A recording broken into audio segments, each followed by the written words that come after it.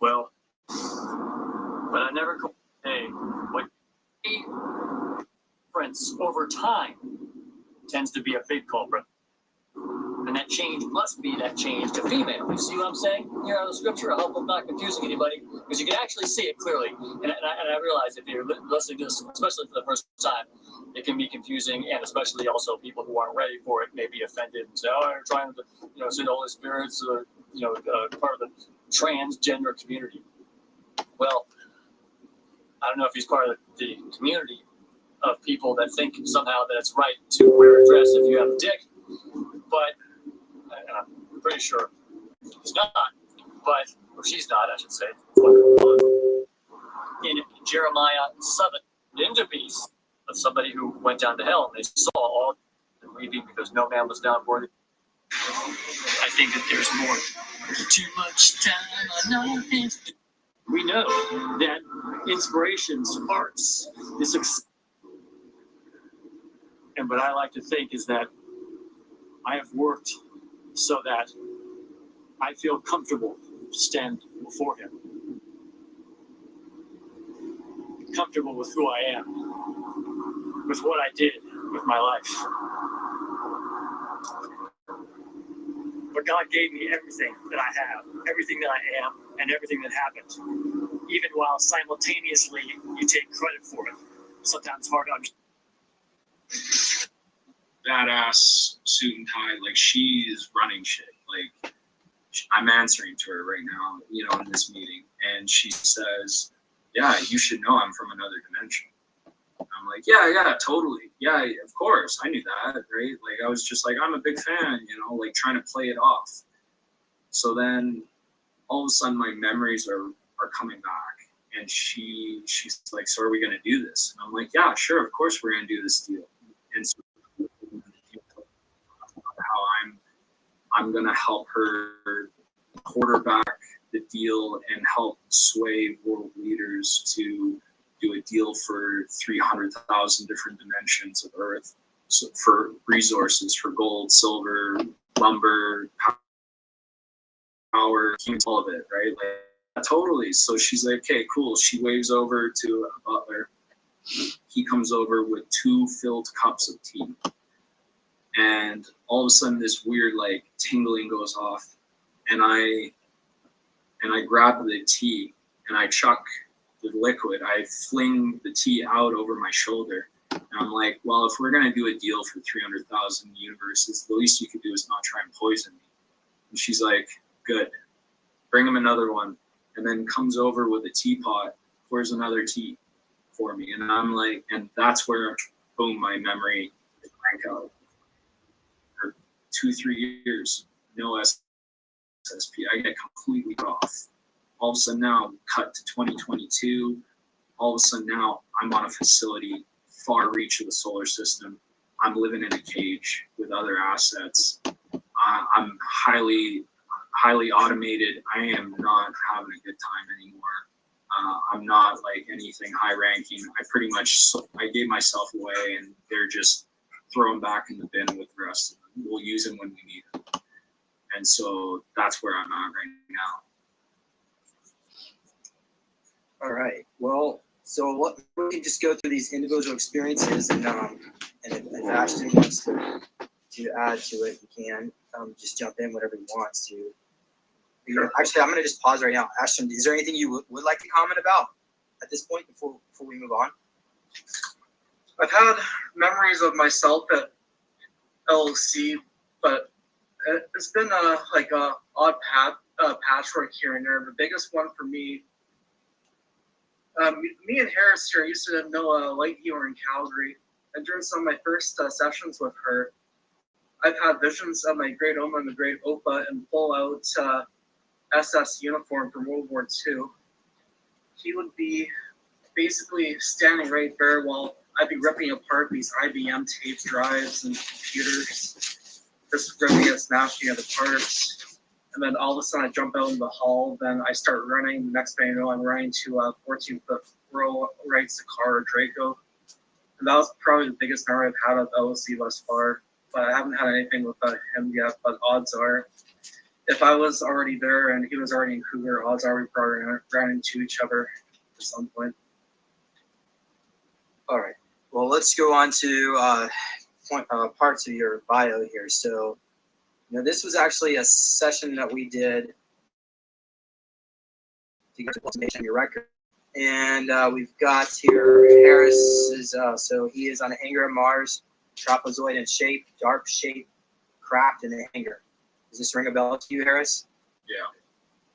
Okay, so is this the Facility 94? This hangar on Mars? Or is this something different? Is this Lomax? Sorry, are you trying to bring something up on screen, or just? I can if you want me to. All right, just give me a moment. Let's see here. So this. Well, if I may, actually. Yeah, go ahead. So, there was another operative between me and Ashton that we were, I guess, contacting. This was someone in Solar Warden. Her name is gonna stay out of this, just for fear of repercussions against her. But so there was one mission where I was in the Lomax facility. Like again, if you see it's hard to describe to those that haven't seen it, but it's like slanted, like very, very strong industrial, like concrete reinforced buildings, but very sterile environment, very manufactured nature inside. You could tell it was not outside. This was a controlled atmosphere, controlled environment. And what I had done was I had been sent there to take something from their laboratory. I was holding this radioactive bouquet of flowers that I had taken from their lab. Their alarms were going off. Soldiers were flying the other way. I'm just sort of like slowly, just nonchalantly walking towards a site where I could open a portal. And she came behind me and she just tailed me. She was like slowly just like watching my back, but following me to my portal site. I cracked open my portal against the wall, stepped through, and she comes up to the portal window and she's like, stop, like I have a message for Ashton. And I'm like, okay, like give it to me, give me the message, like go. And then all of a sudden she sees or hears something. She changes her gaze completely 90 degrees, sees something, and just closes the portal on me. And I'm like, shit, and all of a sudden I'm hearing ding dong, and I'm like, I wake up and I'm like, what the fuck is going on? I run to the door. I run to the front door. Ashton's at the front door. And I'm like, were you ringing the doorbell? And he said, no. And I'm like, dude, I was supposed to receive a message for you, but we got cut off. I've had like a couple of encounters. I've worked with him in the past. I think in our first roundabout, they actually had us dissecting cadavers together in a medical lab under observation. A huge camera like facing us and a big pile of bodies. And they pretty much tasked us with, they were like, just take out implants, guys. Like, honestly, just cut them apart. It doesn't matter. Make a mess if you have to. Get it done, though. But they were watching us. While we were doing it, me and Ashton just got fed up. We were like, let's get the fuck out of here. And I took the scalpel blade that they'd given me and I grabbed an elastic band off a piece of paper and just fucking fired it at the camera and just took out the camera. And right as I did it, unfortunately, the nurse came in was just crazy as I did. Horses, just like does whatever they need. Play, and all of a sudden they turned into a fucking like a horror film. We both run in different directions. She slams her hand against an emergency button. Doors lock, windows, everything closes, everything's like sealed off, alarms going off. He goes into one closet and he's hiding.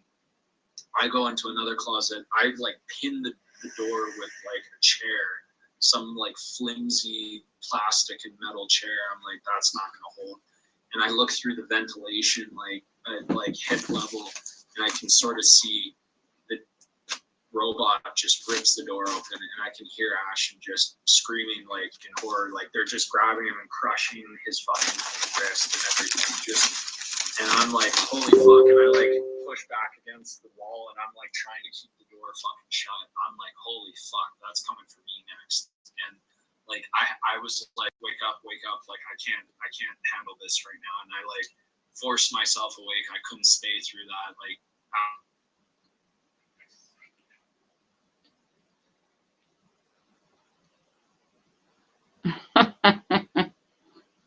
Happy to phone already. Hello? Can't hear you.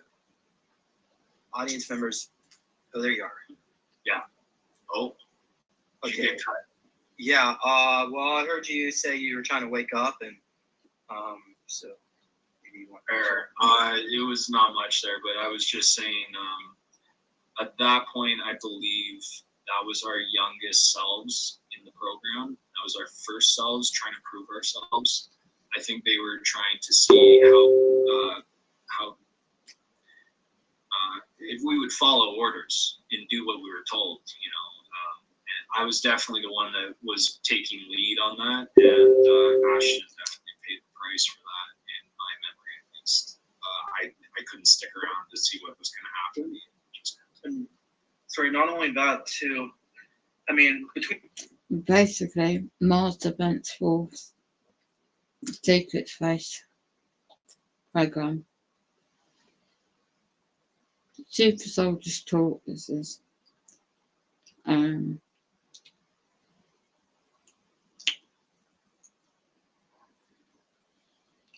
goes back to August 2007 to the present time.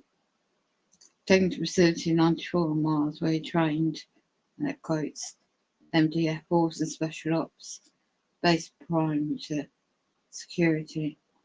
These are shape-shifting demons that trade around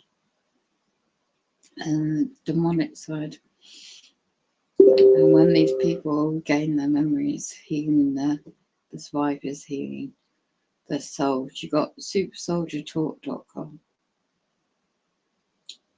And there's a YouTube channel as well. I'm just playing one of their interviews. the three of us were talking about how it might be around the rings of Saturn. I remember from CG before they cut him off that supposedly the rings of Saturn were supposed to be obliterated at ABR ruins. So what I'm thinking is maybe we were sent out to dissect basically the floating ruins of Saturn, because I have recalled it a little bit. Again, it's not the best picture in the world, but a station somewhat shaped like that could have been potentially built by the ICC, or it could have been just salvaged or retrofitted. We have no idea, but what I'm thinking is we might have been dissecting ABR ruins. That's the only other thing I can think of that would be. What did you say, ABR? Or ABR? ancient building race. Oh, okay.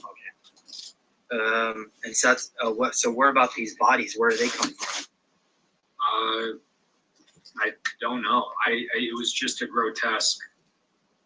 They were the remnants of, I guess, whoever put up a fight against NWR, and they wanted. Hello. They just told us like, Hello. cut them open, take out any implants or anything of value you can find in there, When you're on. and salvage it and Oh, right. burn In the rest. Discord. And I was just like, as soon as she walked away, I'm like, fuck this. And I grabbed my scalpel, broke the blade off, and I just shot at the Yeah, camera. the and I police was were like, just let's go, hopping turned around when I and was there she was. outside. And I'm like, oh, fuck, here we go. Non-human shape-shifting So demons. that was like, that was definitely like another How do you- failed attempt at proving loyalty to NWR. Well, can you describe some Send of the me a message cybernetics when that you're you on. Oh, let witnessed? me make you Or a mod robotics? if you want. Do you want a Yeah, wrench? the one that went after Ashton first I'll give you a blue wrench. almost looked like the medical Changing channel droid name, so from best Star Wars. to message me. Message you. Kind of a Okay. light bulb shaped head, a bunch of like I skinny don't know. arms that No, could let me just sort of pause extend this. out with No, I have not. Alan from England, yeah. Alan R. I don't have Facebook. Uh,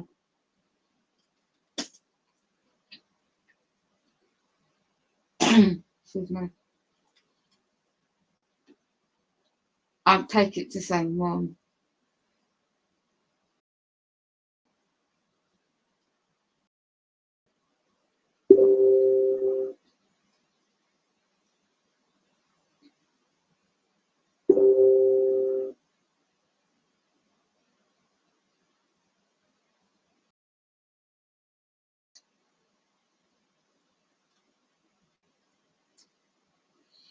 Yeah, you've made a couple of good posts actually in Discord, which is really interesting actually. The spiritual that demon hovering around that grandmother caught on camera, that demon spirit over that young baby. This is Richard Bruce YouTube channel, the image that I've got to show. I have Split Play for End Times, and I'm also a backup channel. And what I tend to do is just, the frequencies are very strong right now. Very strong variation frequencies. So I have peace, love, truth as well. So yeah, I do that, guys. But hope you're keeping well best you can with yourself. So I'm just on charge and I'm just playing the Super Soldier Talk in the background. It's ironic, isn't it? It's demonic times. Arms that could just sort of extend out with a bunch of attachments on, but floating, like had like anti-grav, like no legs. It was just floating there, like following this nurse around, and the nurse would just command it to do whatever, and then she would just stand back. She was laughing. She just had this crazy fucking look on her face, and she was just watching the action as the robot just went after us. Yeah. What about you, Ashton? Did you witness any cybernetics or robotics? Had some recall here and there, but not too many. I've had recall of the Greys and the Draco and knock walking, but I haven't had too much robotics specifically. All right, well, let's go into the session notes we had here. So I'm going to go ahead and just read some of this. We've already gone over this part in the bio. Do you remember, so your uniform, Cabruto on your chest, do you remember this, Harris? Your uniform? Yeah, I do. If I may, it's Cabrito. It's R-I-T-O. It's all right. Don't worry about it. Yeah. So I spelled your name wrong? Yeah, it's okay. Like, Okay, we'll get it fixed, yeah. Plays a trick on people's tongue. But yeah, I remember wearing the black, the dark brown, black and red suits and everything. The jumpsuits especially. But I mean, like, what short memories I have of that, I swear they just had me completely autopilot. What little foggy memories they had, they would just wipe. They're like, oh, he's coming back. Like, get him again. Boom. And the only time I could remember anything was when I'm back in mission and I'm full blackout, like full black ops, just like cleaning things up. So yeah, that was, but I do remember like the jumpsuits. I remember kind of the armor, yeah. So when you say you clean things up, does that mean you were like, without getting YouTube trigger words, but like kill squads? Yeah. Do you have memories of those missions? Yeah. I remember a lot of it was just being dropped into countries, other planets, Oh gosh. you know, bases, taking people out, like just straight, just to the point. Not a lot of talking. They didn't need to talk. They didn't need that. They need the guy that just goes and does the thing that they need in the best way possible, and then gets out of there and comes back and does it again. The most recent, cleanest memory I have is actually with my brother. My brother also served as well, but we didn't know. We weren't allowed to remember each other or whatever, but they put us together because we worked well, we were compatible. We're born also in the same sign of Aries, so Aries is like the domain of the mind. There's so many ironic, symbolic like play-ons there where they fuck with your head, you don't remember. Aries is that domain, so like I find it actually quite ironic and funny, but also a sick fucking joke. But regardless, I remember we were dropping out of an aircraft carrier, full blackout. We almost very, very closely, but a little loosely looked like Captain America from Winter Soldier. But like we had, it was a little bit more loose in the design, but still very Black Ops, like hoods, stuff like that could be pulled up. We're talking to our command officer. There's a screen in front of us. We've received our downloads. We've received our programming, and we just jump. We jump out of the aircraft carrier with complete and utter ease. I'm going face down. We're doing a halo jump. My brother's facing up with his back to the ocean. It's probably dawn, early dawn. There is light, but it's like the earliest light of the day. He's nonchalantly playing with his parachute cords, like it's no big deal. Like this is like part of the job. And then all of a sudden, I pull a capsule off of my. It looks like a pill off of my belt. I chuck it down at high speed. Boom. Whoops.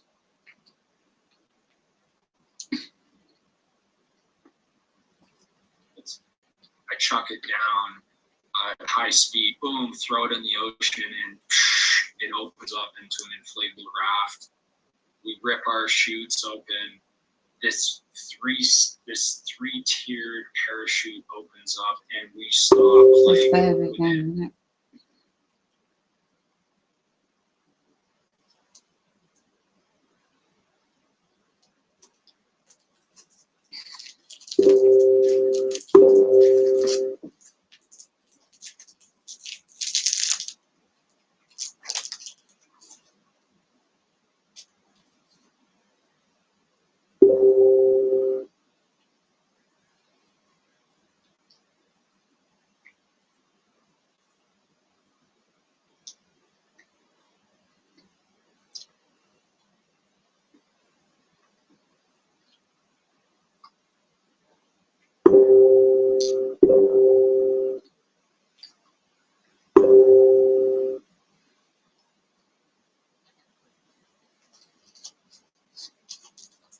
Call in.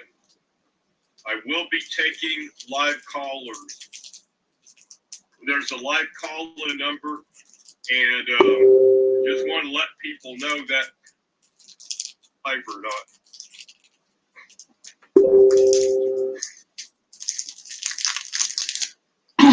Okay, I think I am live.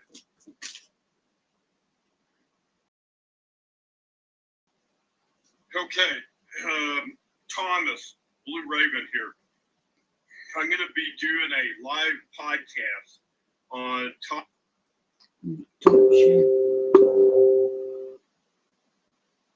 Carry on with this.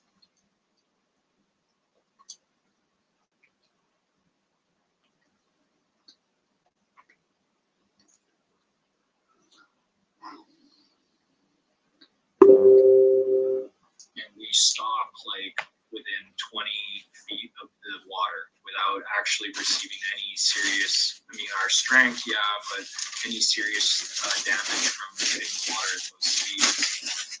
Immediately, I can feel the cold water of the ocean surging through my suit, soaking me. I know that I'm there. I can feel it. I see my chute come down. I pull everything off. It floats away from me. I go under it. My brother, he's already surfacing. He's doing the same. We're both swimming up to the life raft. And we climb up on board. It's cold. And then all of a sudden we see a shark fin in the ocean. And immediately we look at it and we're like, you're gonna fucking die.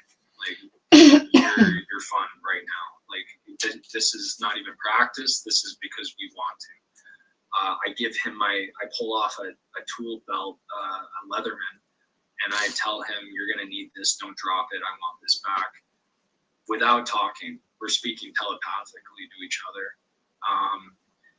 We dive in, we jump on this shark, and immediately the shark's like, oh shit, I think I fucked up coming up near these guys. And we just start, I pull out a karambit and I'm slashing this fucking shark's just guts are coming out.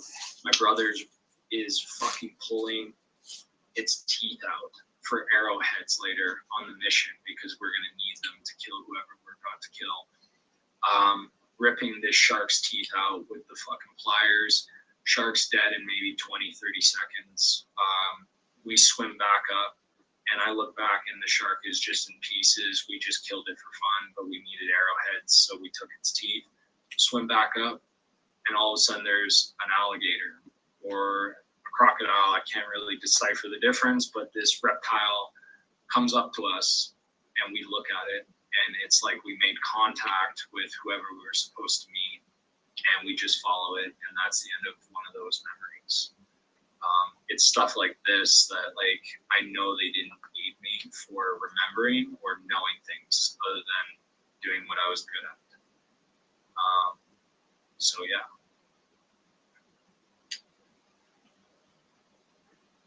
Great, thank you so much. Yeah, so I have a memory of jumping out of some kind of plane, but we didn't have parachutes on, so I think this might have been, I think it was probably off-world, maybe on Centaurian, but which is a jungle planet. But anyway, thank you for sharing that. So let's go on here with some more information here from your file, which was Ashton helped worked on this, get some of your records. But so you were tasked with weapons handling. Role is to go over weapons in the armory and make sure they are in prime condition for warfare. So, question to Harris anyway. Has some of these memories bled over into your current life? Do you remember working with these weapons? And you can go from there. Yeah. I couldn't explain it. When I was in junior high and high school, I would just start drawing, and I couldn't accept the contours. Like, I was like, I've never seen this before, but I've seen this before. And I would just be drawing these outlandish weapons in my mind that did things, things that I just knew they did, where buttons were, functions, mags, like just knowing things ahead of time. I think the biggest thing that really played in my recall is I have a family member who now is now in the reserves, but when I was a child, he was serving actively in the Navy, and he actually declassified something long before it was legally declassified. It was a weapon, a very large weapon that is now widely known around the world. It's actually it's the rail gun that is used by the Navy. He told me about that as a child. I would like beg him. I'd be like, please, like, come on, tell me something. Like, what do you do? Like, I thought it was the coolest thing ever. And like, all right, I'll tell you one. Like, you're just a bunch of kids. Like, what are you gonna do? What damage is that gonna cause? And he's like, there's this electrical weapon that could fire a disc over many, many kilometers, very great distances, very accurately, and absolutely obliterate and intercept very large or even very small targets. And it wasn't until 10 years later when that was shown actually on Transformers Revenge of the Fallen that I was like, holy shit. And I remember my friends were like, oh, that's so cool. I'm like, I knew about that when I was a kid. And they're like, sure you did. I'm like, no, my uncle told me about that. He was in the Navy. That caused a lot of recall for me. When he told me about that when I was younger, a lot of energy weapons, it was a strange topic for me. I got highly obsessed with video games because Halo, all of a sudden that started bringing that forward, and I'm like, why do I feel like this is a thing? Like I know this exists somewhere. I just want to get my hands on it. I need to hold it. I need to like inspect this thing. I just knew, and like with knives, I was starting to like take knives. I had firearms in our house and everything. Grandparents' house, I would find them and just look at them and not even take them anywhere. I would just itemize them. I would all of a sudden start itemizing all what I considered the weapons in the house, the knives, the guns, the whatever I could find that just struck me as a weapon. I wanted to start building weapons and just itemize them, work with them, improve upon them.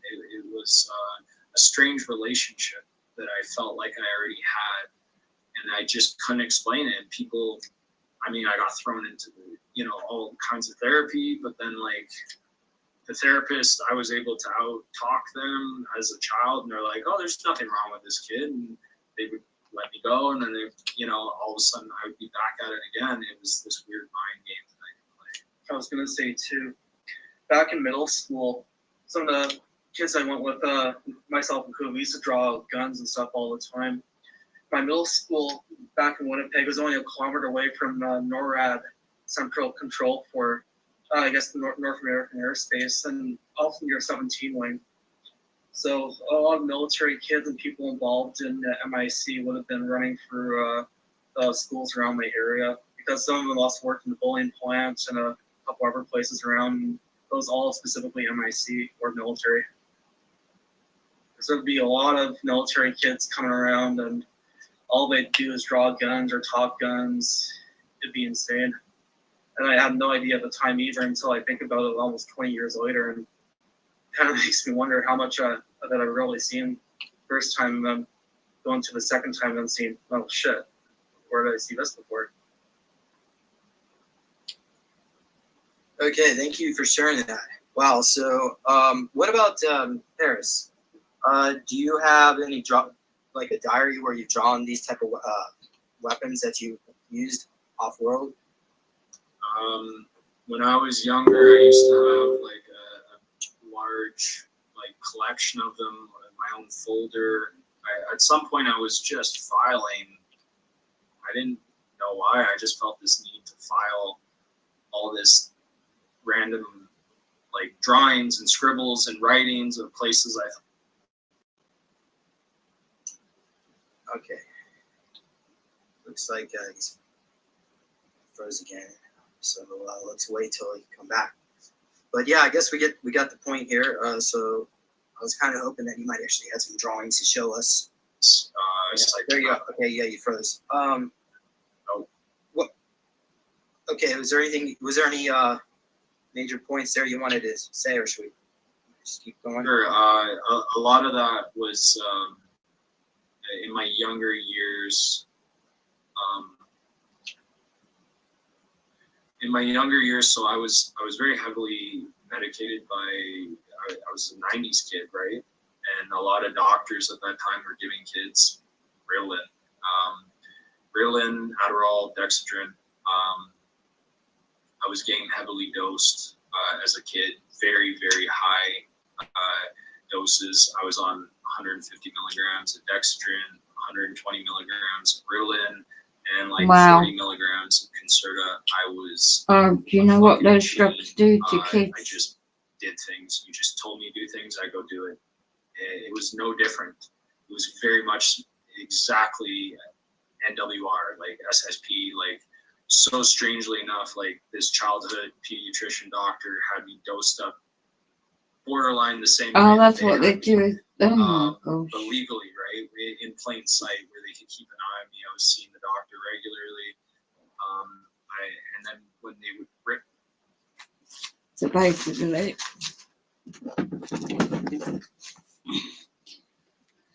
very cold. I just gotta try and keep warm.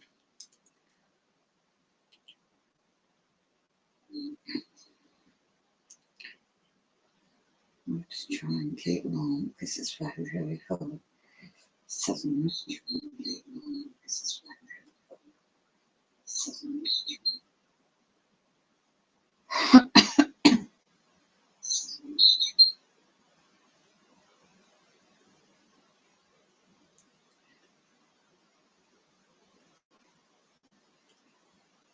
Oh, there's a terrible draft coming through. Oh, I need to plug that bloody draft. Oh, it's 10% heating on, I think, in a minute. Get rid of this draft there. Let's check the temperature.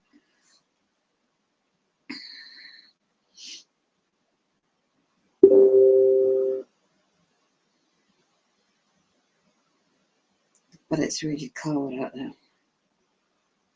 It's about to get really 8 degrees there and heavy like online rain. So yeah. supersoldiertalk.org. Sorry, I think just research Super Soldier Talk.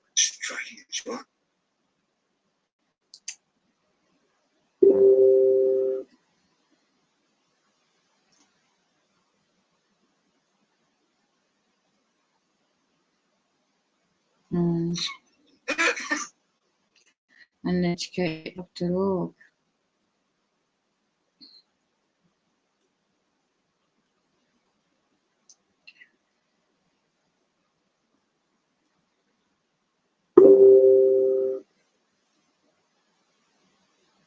Research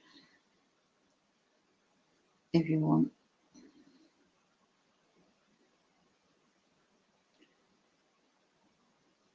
So basically, oh gosh.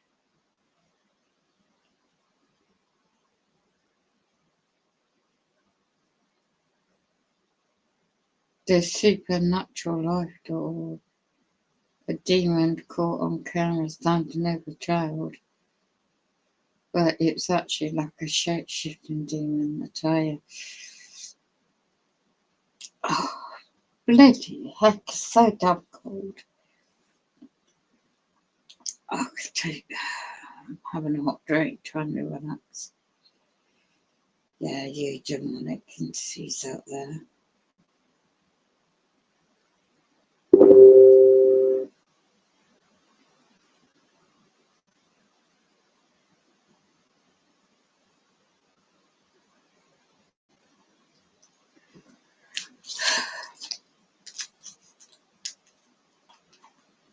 Cast out the demons.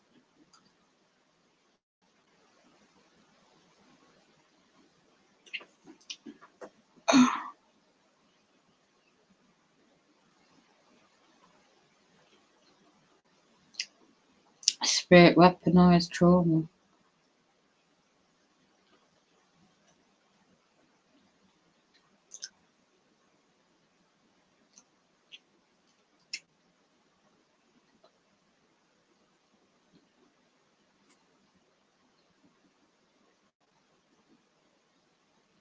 You say, fast forward to the future, if I was 86 years,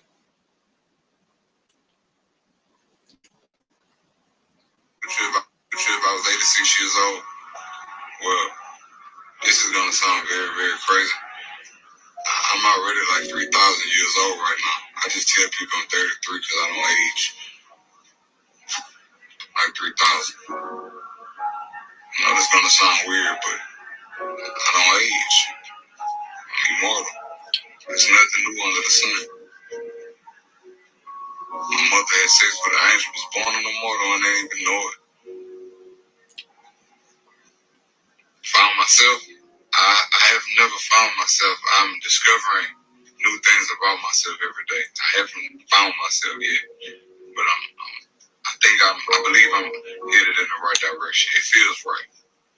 Look, my man lost me when he said his mom had sex with an angel. I can't even talk about this. Y'all just comment and follow for more. I'm out. That's nephew.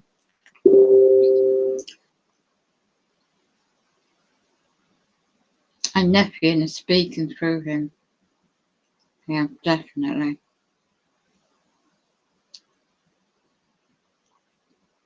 But gets possessed.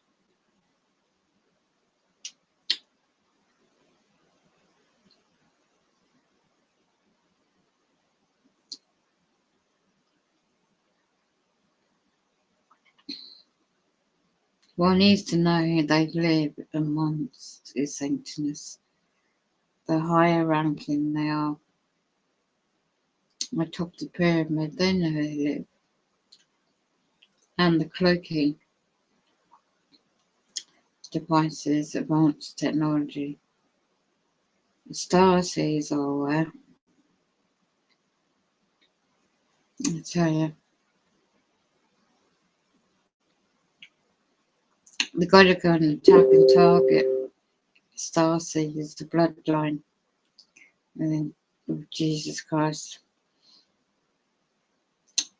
All those biblical years ago. We don't deal with the flesh and blood.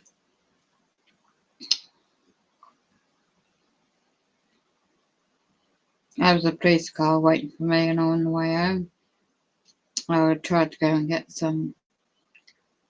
I thought I'll catch the shop. I just caught the shop. It was a bit late, but I couldn't even put cash in my bank. And cash points. And just stopped off someone that's open 24 hours a day. I was in there about 2 or 3 hours. And come home. And there these shape-shifting demons in the form. It's very subtle. You can see the body language. You can tell by the eyes. They're very good at cloaking.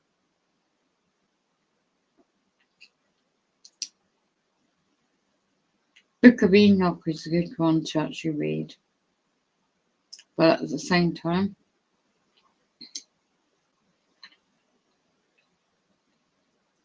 there's a really, really powerful preachers out there.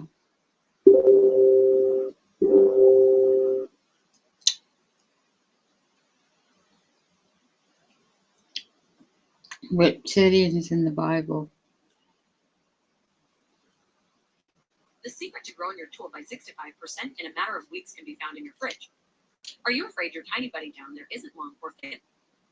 The fifth temporary ET contact in a way that we never have before in my lifetime. So we have people like Haim Shed, the former chief of space security for Israel. He was the brigadier general, held that position for 27 years. He can come forward, as he did a couple of Christmases ago, and say that on the basis of his work, his belief is that we are already in contact with a number of spacefaring civilizations who make up what he called an intergalactic federation. There we go. And we've been in contact for some time, but they've chosen not to self-disclose until we have a better understanding of space. Yeah. Now, in years past, you would never hear anything like that from someone in authority like him. And nobody above him came in and debunked him. And he's just one example. We've heard from Alain Juillet, the French security chief, who has authenticated the work of ATIP as investigating metamaterials retrieved from UFO crashes. So he has endorsed what Luis Elizondo has said, who headed up that unit within the Pentagon for 10 years. All this is coming out. The Pentagon has authenticated the footage we've all seen of the Tic Tac encounters from 2004. The USS Nimitz engaged to follow these incredible, well, UFOs, to use the old-fashioned name. And look, there are other senior figures around the world speaking about these things and not being debunked, which is new. So there has been a culture shift, but there is still this bias towards ridicule when people talk about UFOs, ET contact, abduction phenomena. But I hope that with my books, It's not ET and it's not UFOs. It's my labs, military, black ops. It's just the advancement in time travel, time jumping, and cloaking technology. So my labs, military, black ops, the DUMS, underground DUMS. I'll go back to Super Soldier Talk because I found that very interesting.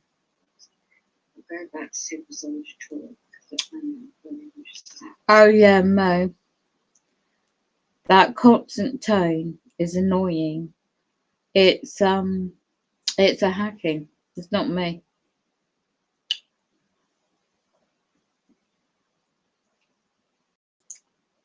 On my main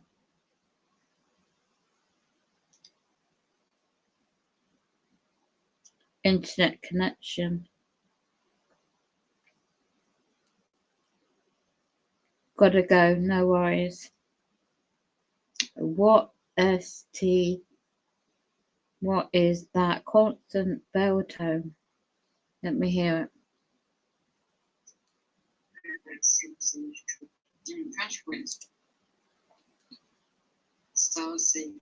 I'm getting a lot of frequencies in this rap.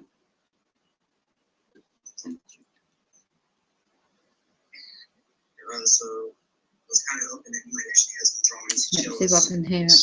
Like, there you go. Okay, yeah, you furthest. Okay, was there any I can't hear it my end, you might hear it your end. I wonder, a lot of that was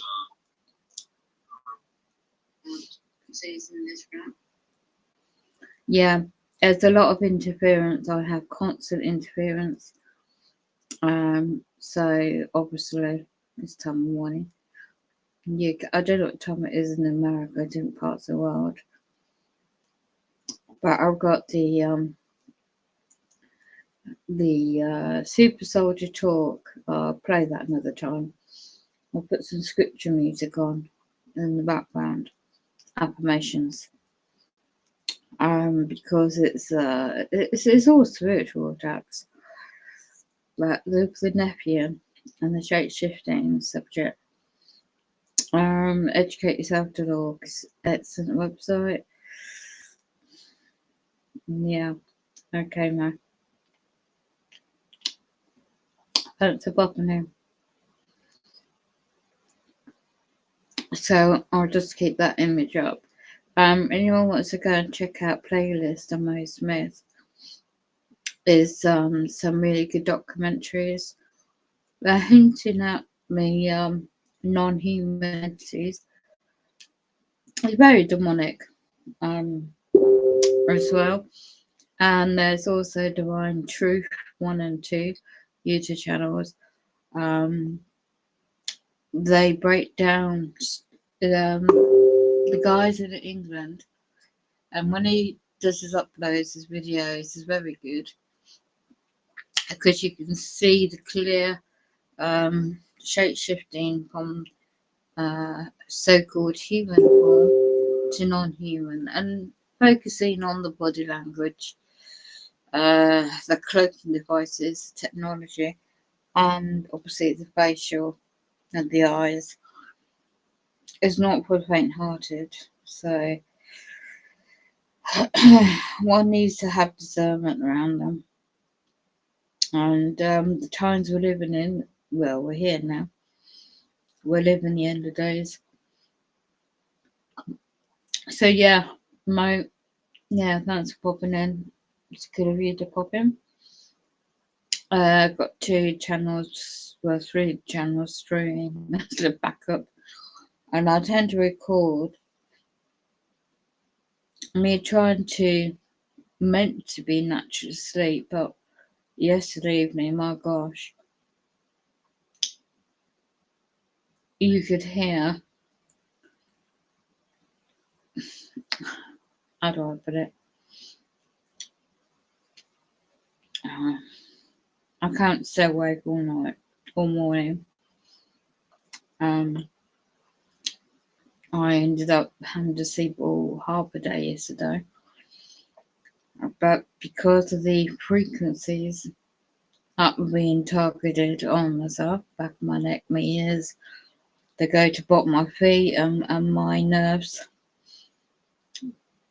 And it's really important for anyone who's going through similar to get some wired earplugs and play some, casting out the demons, play something for protection. And also, if you get the high pitching of frequencies and you can hear that quite rampantly, then play some counteract tones or some music that's going to protect the soul. The soul also needs extreme protection with the times we're living in, because it's very demonic, the technology, and they definitely constantly go through my back of my heels. I mean, just laying in bed they do it, but it's extremely cold and I'm just I've asked my care friend to stay put where she is. I'll come in a minute and put another blanket over me because it's very, very cold. So when they talk about over here in England, certain things I can't mention online in this platform, many people on different platforms, you've got Telegram app, and on there you've got some voice chats as well. And it's a really good platform, but be careful what you find and what you're looking at. But yeah, thanks May for your work on Discord platform. Excellent information. Yeah, so Freemasonry subject really. You've got your ordinary membership below level, then each step you climb. I've got a diagram, a picture I've had since 2006. So when you look up the triangle, it points right to the top, right at the top is all seeing eye. But if you go on your one's history, look at the 13 bloodline families of the past. The past is very important, especially biblical terminology. The periods of AD, BC, and you follow the bloodlines, and it's there. Protect the Satanists, protect the bloodlines, the families into marry. What they do, I mean, goodness me, it's not for the faint-hearted, as I said. And then when you read the Bible, you've got Psalms, various chapters. We're walking through the valley, don't fear the evil, it's easier said than done. Just don't fear them. Cast them out in the name of the Lord Jesus Christ, and be aware about the distractions, conquer and divide. There's other platforms I'm aware of, people in England getting out. Social credit systems already here. They already in London got certain shops already want you to, pay with your phone with the app instead of cash, and everything AI, it's just all these developments. It is people think, oh, that's a convenient way to pay, but no, when you've got the social credit system,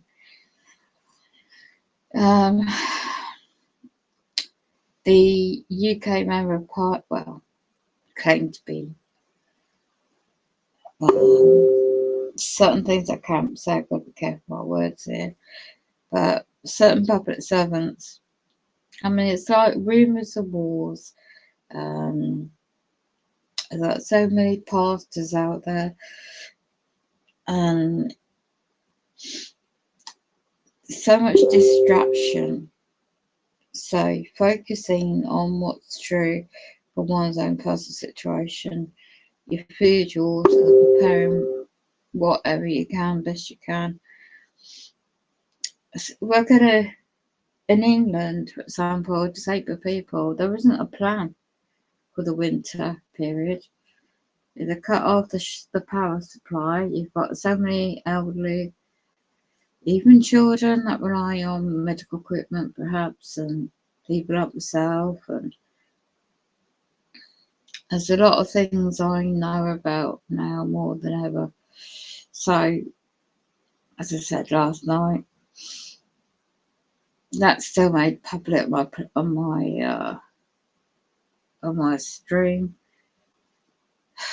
The sounds, they can't just put an equipment in your room and portray it to be like me sleeping, but like really heavily, heavy individual that's naturally heavily deep sleep would make all these sounds that I picked up on the audio of the live stream last night. It's very disturbing and it's very demonic. A while ago, talk about Mo on his channel on his Discord, the spiritual, shared the link about this woman, her grandmother, seeing real demons she caught on camera, night camera, over her grandson, I think it was. Wow, it's all so real. All of this is so real. So that's why I play supersoldiertalk.org. There's a lot of information, more once.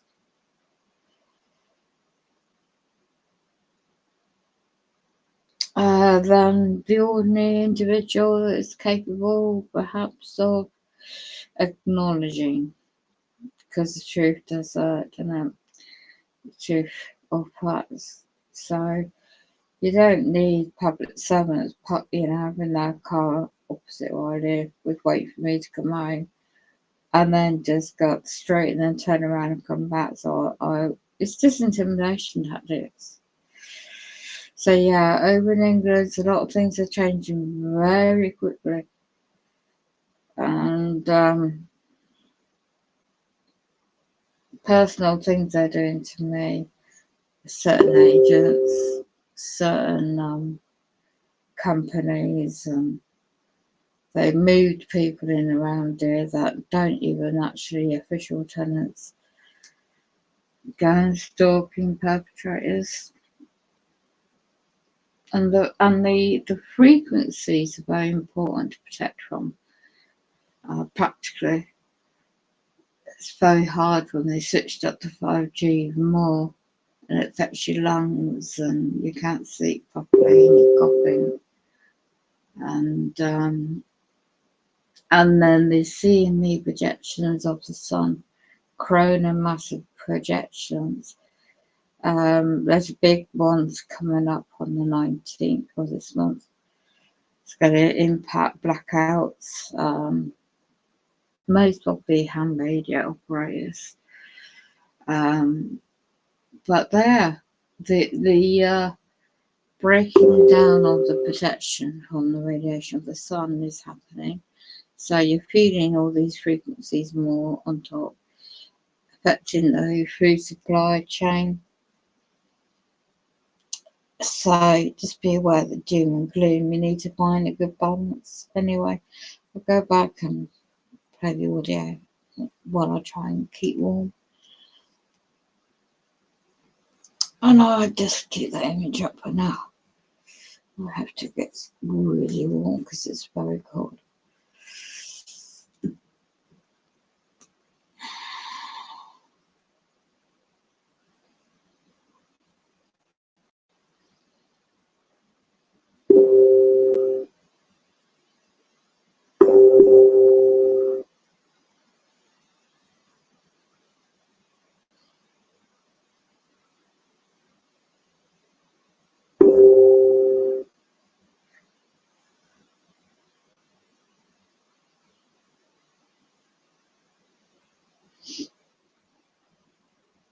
Okay, am I live?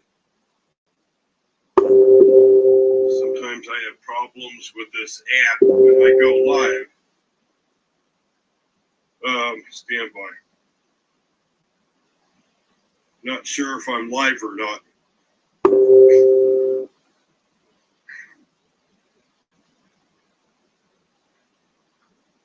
Okay, I think I am live. Experiment story with men getting fused in the deck. But it really wasn't that dramatic. They simply suffocated because they ran out of oxygen. My dad and his colleagues had said the tunnel was too long. They had to learn how to fine tune the device. And then he said,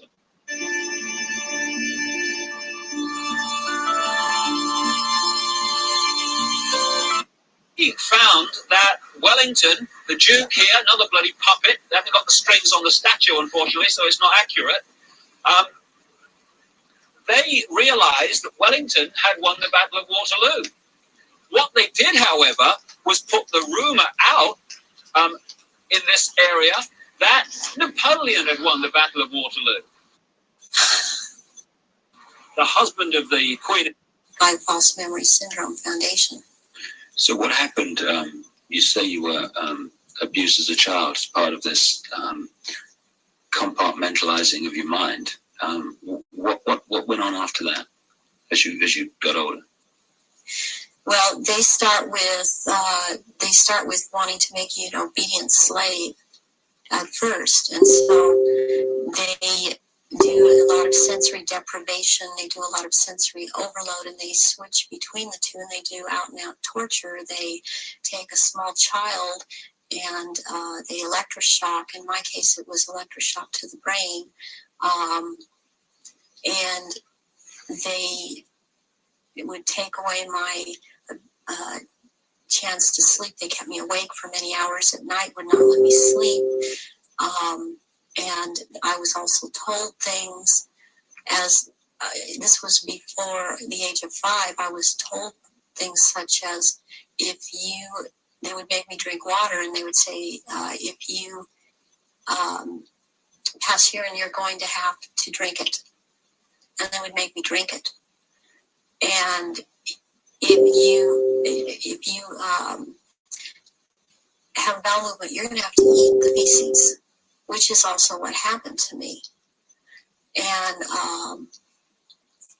then they would play. There was a programmer that was programming me, a very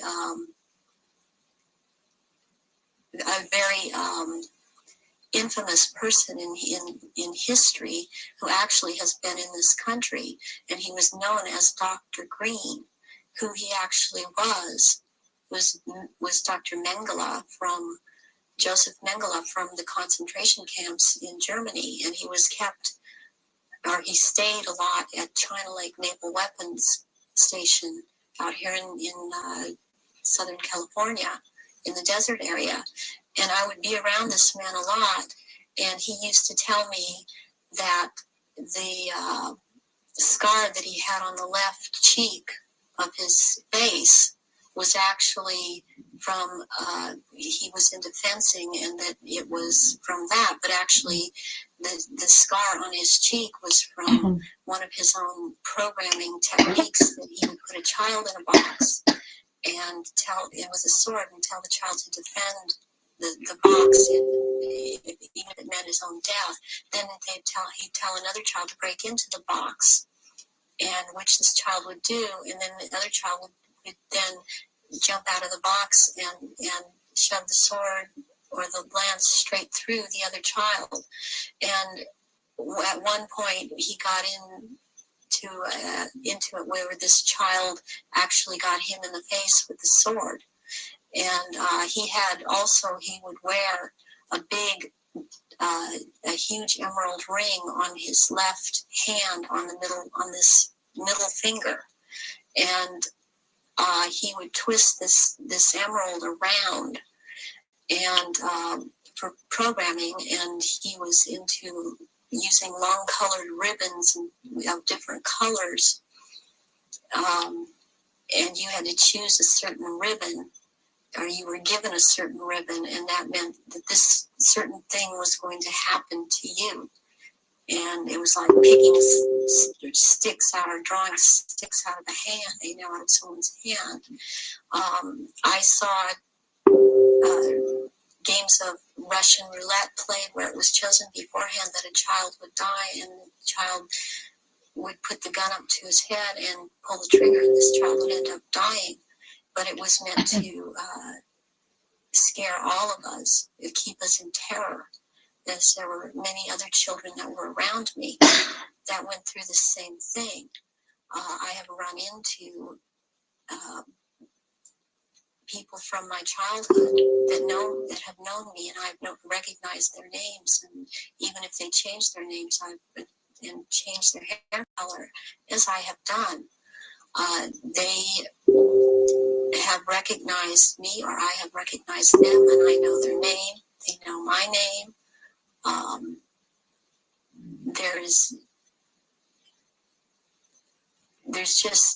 There isn't any way for this to have happened. It's just beyond coincidence. And when you get older, I mean, they start taking, this programmer in particular, Mengele, would take me to rituals. I went to rituals with him all over the country, and in Britain, and in France, and it was known by intelligence agencies in this country that this man was here. They brought him here. Is that Project Paperclip you're talking about? Yeah. Yeah. Through the OSS. And my family, or my so-called family, are all DID. They have not. They are very well programmed, and they have not sought help. They have not gone in and tried to figure out what's happening. They believe they've had this certain kind of life that they've had, and as far as they are concerned, I am crazy. And they have much different memories of what I have, and I was always told certain things by my parents that my sisters were never told. And biologically, I have to add at this point that my mother is my mother. I am not biologically related to my father. And this has to do with the bloodlines, and his was considered impure. And this is all about purity of the bloodline. And that is why I am involved in this. There are people that are involved in this that it is not so much because of bloodline that they have the ability to dissociate and be used as slaves by these people. You say that you come from a certain bloodline, and there is this obsession with bloodlines that this Brotherhood Illuminati have. Why is that? Because what first started coming out was about the Aryans, and the purity of the blood. And what it's all about is that the blood, and the menstrual blood, contains something that is important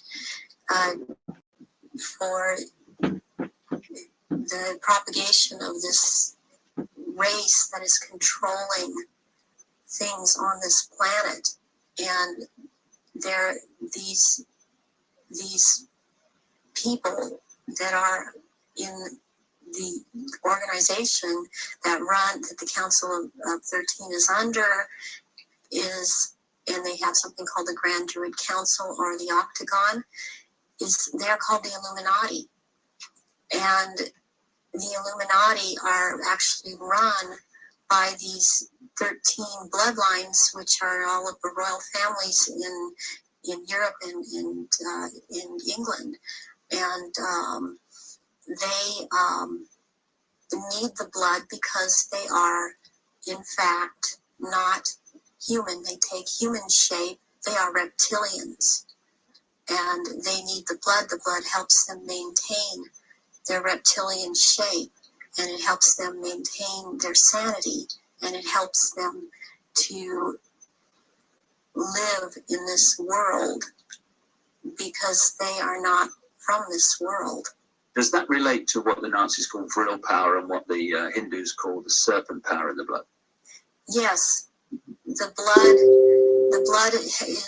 has something. It has something in it. It has secretions from the pituitary gland and from the pineal gland, and it has a very strong drug in it that they also, I mean, this is the one that keeps them from going crazy, and it's like heroin or like endorphins, and it's much stronger. But what they need is for it to be secreted in the blood is they need terrorization of their victims. Before they are killed for their blood, or if a young woman is beginning to menstruate, they need the menstrual blood, and they have to terrorize them to get this to come out in the blood and be secreted in the blood. Is this the what other people have told me about, that at the point of great terror, like the point of sacrifice, there's an adrenaline that enters the bloodstream? Is this what they're looking for? Yes, that and this other element comes and secretes out through the blood. This all comes out through the blood at that time, and it's at that point they are actually staring into the eyes of the head of at some of these rituals, or at a reptilian. They are staring into the eyes of this person, and they're held. It's a hypnotic gaze these reptilians have, and it holds the victim in an absolute trance, in a trance of terror, and then they are killed at that moment as they are staring into their eyes. And not only do they can't hold their shape when this happens. The human shape they cannot hold. They go back into reptilian shape as this is happening, because it's like an animalistic type of excitement of the kill, and they oftentimes they will just rip into the victim and eviscerate them and start eating the flesh of this person too. And the fat from the intestinal area is highly valued, as they use it on their skin. And they drink the blood, and the blood is highly sought after, and it goes according also to rank within these creatures, as to who gets what when. And their sacrifices have increased in the last, it started increasing in the early 80s. The amount that they were doing is increased. And they use a lot of druidic holidays to do this, but they have other days too. They've mixed all of these satanic and what are called satanic holidays and druidic holidays, and in order to have these rituals, which ritual seems to be important to them, but they also use it in order to drink this blood. They seem to need more. Have you any idea why it's increased since the 80s? So there are changes going on in the earth. It seems they're not able to hold their shape like they once were able to. And people see them shapeshift more and more. And they need the blood to try and maintain it, to try and maintain their human form. I believe there's a time coming that because of what I've been told, when they are not going to bother having to hold that human shape as they had to before. And they want that time to come. It's almost upon us. So when you're talking about the fact that the veil is lifting on these reptilians so that people can see them far more easily and far more often, does this relate in any way to the fact that there is this desire to bring in this rigid structure, including microchipping and many other things, across the year 2000, which has become known as the New World Order? Is that coming in because it is known that the people are going to see what the game is, and there has to be control of the people at that time? Yes, it's very connected. I started talking about the New World Order back in 1990, and I was very psychologically and physically affected so much by what was coming out. I wasn't watching television. I was not aware that certain individuals in this country, George Bush, were talking about the New World Order. I was talking about it because that is what was coming out, and knowing that the first time that inside of myself that I'd heard it was in conjunction with the Nazis, and that came from Mengele. And I started realizing that there was something going on, and then it scared me. And I didn't really look into it for years, but I was being harassed constantly. I was being told at one point. I had someone telling me that I was being, and who was ex-Army intelligence, ex-CIA, telling me that I was being monitored by the National Security Agency, and I didn't have the whole story then, so I did not totally understand why this was happening. But yet I was being followed by cars or vans that said G12, G14. And in this last year, which has really been very hard, I've been followed by G41 vans, and I had to find out what those were, and that is naval intelligence. But this whole thing is going towards around the year 2000. And when they are going to establish themselves openly as a New World Order. And it's headed toward that. And that's what everything is being prepared to or prepared for. And I have actually I've got a sleeping program right now to return, because I left, but to return for that time, and it's called End Times Programming and Janus Programming. Janus relates back to Nimrod of Babylon. Yeah, there is a group that used to be in contact with me all the time, and they stopped trying simply because I didn't obey them.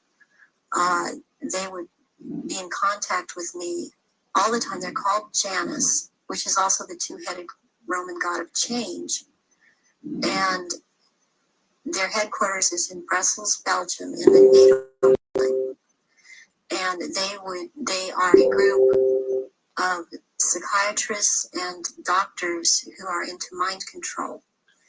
And they are one of the many groups involved with the Illuminati.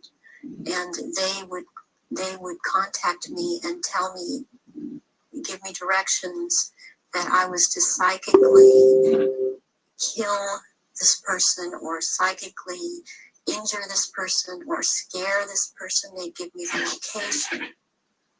And I started questioning this, and I had a contact who since has seemed to have disappeared because she couldn't get the funding. And I had called her about this group, and she's the one that was the ex-CIA, Army intelligence person, and she knew about these people, and she said, "Yes, you're right. This is what is going on." From your experience, being brought up in this Illuminati environment, were you ever told anything about where these reptilians came from, and what is the history of it all?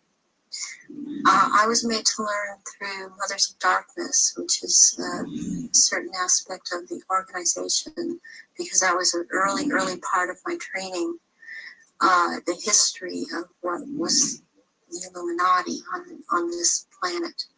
And what I learned was that the Aryans originally were from Mars, and the reptilians came to that planet they came from another place. They came to that planet. They came to rule because they wanted to mix, so they said, with that race. And but they became the overlords. And the Martians or Aryans were seeking to escape from it. They went to the moon and then were there attacked. And they then went to Earth and established culture here on Earth approximately 6,000 years ago. And at that point in time, they were doing well, and they were mixing with the indigenous population of this earth. They were getting along with. And then about 4,000 years ago, the reptilians arrived here and again began to take over. And they instilled themselves in different places underground in the earth, and also this one part of them, the ruling part, took over and became involved in the politics and in the religion, and started controlling through these means at that point in time, and using the gods and deities that were believed in on this planet, started infiltrating into that and becoming that, and things started, blood rituals started happening, and since that time, that is the way that it has been. And presently, they claim to come from a Merovingian bloodline. They are all of there are 13 bloodlines in Europe that all of what are called royalty are developed from or come from. And they include the Aryans in this, and there's been a big push in this century. For example, when Nazis came into power, the fascists, talking about the purity of being pure and staying, the Aryan bloodline staying pure, and what it actually is all about is keeping the blue-eyed, blonde or light red-haired people, the bloodlines pure, because it is more powerful. And what is in that blood for these reptilians is more powerful, and they need that. And when you start mixing it with people that were indigenous to this earth, then it is not as powerful. It has nothing to do with someone skin color or nationality. It has to do with keeping the bloodline pure for their use. So blonde-haired, blue-eyed people are the purest from the reptilians' point of view, and that they want to keep that bloodline pure because of how they need to use it. Yes. When I realized that it had to do with blonde hair and blue eyes, I could not do anything about my eyes, and I am not able to wear contacts. I would have brown eyes.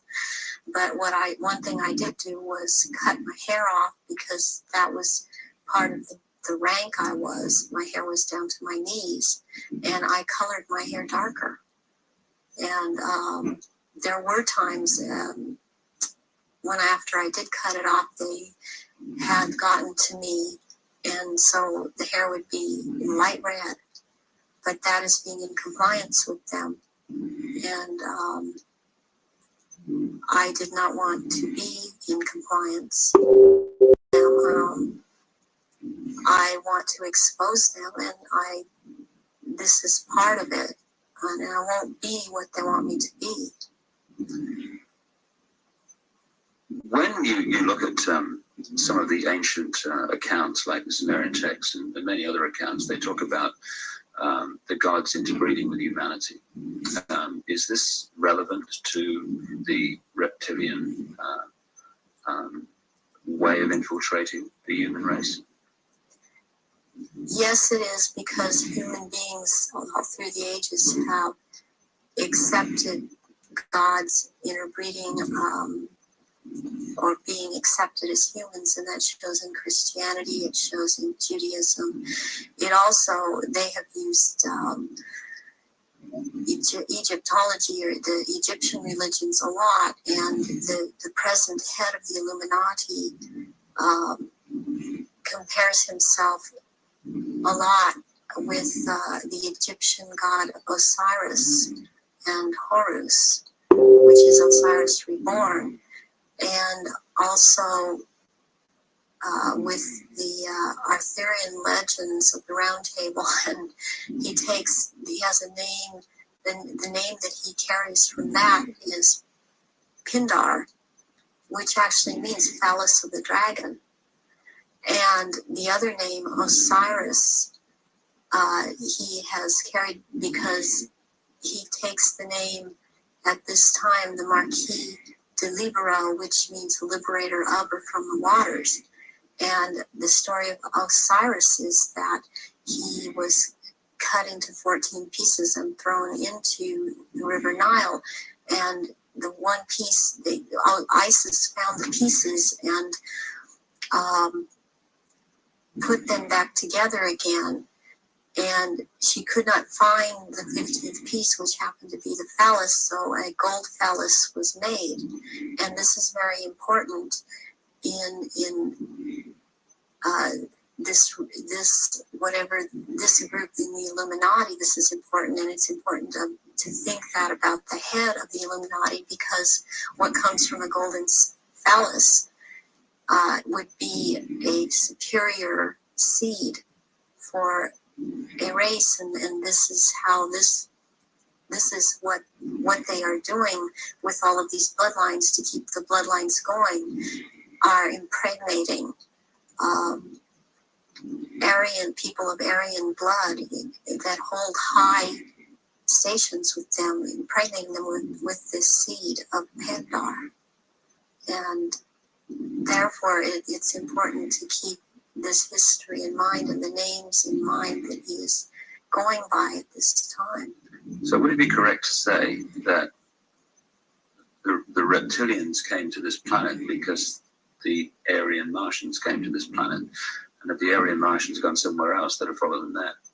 They would have pursued them all over the universe, yes. Can we now go into some specifics about your own experiences? What were you brought up to do? You say that you were identified as a bloodline before you were born. What was the role that you were brought through to play?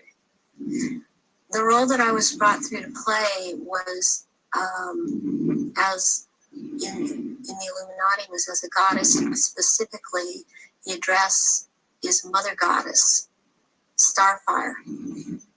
And the Starfire goes back to the blood in the menstrual blood, what is contained in that. And the address, the way that I was addressed was Mother Goddess. There are only 3 Mother Goddesses. There can only be 3 at a time on this planet, and there is a male equivalent of which there can be only 3 of them. Why mind control someone to conduct these rituals, like yourself, why don't these reptilians just conduct their own rituals? They don't seem to have the psychic abilities, and they look for people that have that and people in the bloodline that have that. And I have had that. I've had a tremendous amount of psychic ability. And so I was picked and bred from before birth, and this is also something that other survivors that have been in high positions have known about me and told me. What's the connection then between you having psychic abilities, those being recognized from the start, and you being brought through to conduct their major rituals? Well, it's kind of twofold. First of all, they needed the psychic abilities because they control or attempt to control events, because I would have the ability to foretell what was going to happen, and they needed the information to try to control it to an outcome that was good for them. The second thing is that during the rituals, you had to have psychic ability. You have to be very powerful in that way to call out the old ones that are also reptilian, that come from another dimension. They materialize from out of another dimension and are present at rituals, and they are so powerful, and their presence is there's such an evilness about them, and they want out of this other dimension, and they have to be called out by someone who has that power, and the reptilians don't have this power. That's very important, that they don't have this power to call out these old ones that have to do with them. And what is it that the humans have that the reptilians don't have, that means they don't have the power to connect interdimensionally, and some humans do? We have the ability to foresee, to be able to become vibrationally higher, and see into those levels, go into those levels, and in fact, agencies use this. They call it remote viewing. To go, that humans have the ability to go into the past, go into the future, to go to other places, to astrally leave their body, astrally, and to see things that we've always had this ability, and it's like having the third eye, which they don't have. They don't have this ability. So during rituals, these old ones are called out, and they are what Christianity would have called the demons. They are called out, and there is a circle that has a hexagon in there, which is a powerful occultic symbol, and then there is a pentagram, and then there in the middle of that there is a triangle, and if you're the one calling them out, you stand in the triangle so that you're not devoured or taken by these creatures that come out. That creates an energy field around you which they can't penetrate. They can't penetrate it, and they cannot get outside the pentagram, and they want out. They're always demanding to be let out, and so you have to be very powerful to keep them in line and to make them go back when it is time for them to go back. Why do the reptilians want to manifest these quote demons at the rituals? It brings power to the rituals. It brings power to them.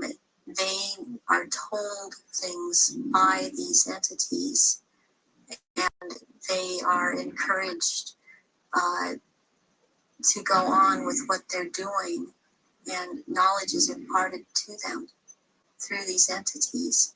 But it takes a person with the ability to bring them out and make them answer, because they don't want to cooperate. They have to cooperate when the right person has control over them. And that's to do with that person's energy and ability to use Right, it. yes. You talked about the Aryan race coming from Mars. One expression of it seems to be very clearly what we call the Phoenicians. The Phoenicians had two deities, St. George, which became a British deity, who defeated the dragon, which seems incredibly symbolic. And also St. Michael, who, according to the legend, banished Satan, or this negative force, into the abyss. Is this symbolism of the abyss anything to do with the fact that these reptilian demons of another dimension are somehow locked in time-space prison, and they can't get out, and they can only get out when they're brought out in that way? Yes, they want out of that dimension. They have been thrown into that dimension, and they can't leave that dimension. And that's actually what the abyss is about, is being in a different dimension. It's like something to do with the fourth dimension. And before I even knew, for example, what I was saying, or I realized what I was saying, I would be saying things to my therapist and other survivors that the fourth dimension was a dimension to stay away from. Not at that time understanding the whole thing. Why do these rituals take place at certain key times of the year, and so often are related to the phases of the moon?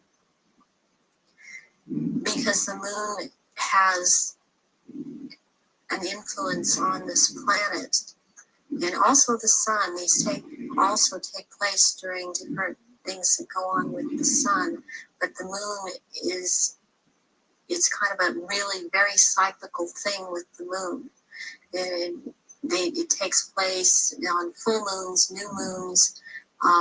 It has to do with the current religion, or what they're using, the Druid religion that they've taken and used. They still hold on to the Egyptology type of religion. They hold on to the Druidism, though, and they're currently calling themselves Druidic or Druid. And Druidism is tied in with the cycles of the moon, which it has to do with planting, sowing, and harvesting. And there are so many days that they can use from this to their own purpose and their own end, that they bring it about. There's a lot of ritualization with Druidism, and they love ritualization. So take us through one of these rituals that you conducted at the highest level of this global brotherhood. What would happen? There were people that were bred from birth. They were bred to be ritual sacrifices.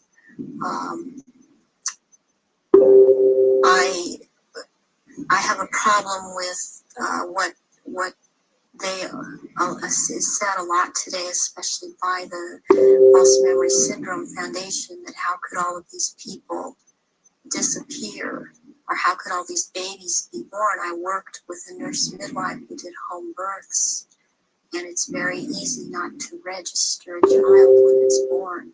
And then they have these children that they're kidnapping and bringing in from other countries, and no one misses them because these are third world countries. And the children they have the most energy, the purest energy, they're the highest form of sacrifice. And they will terrorize these children and mind control these children.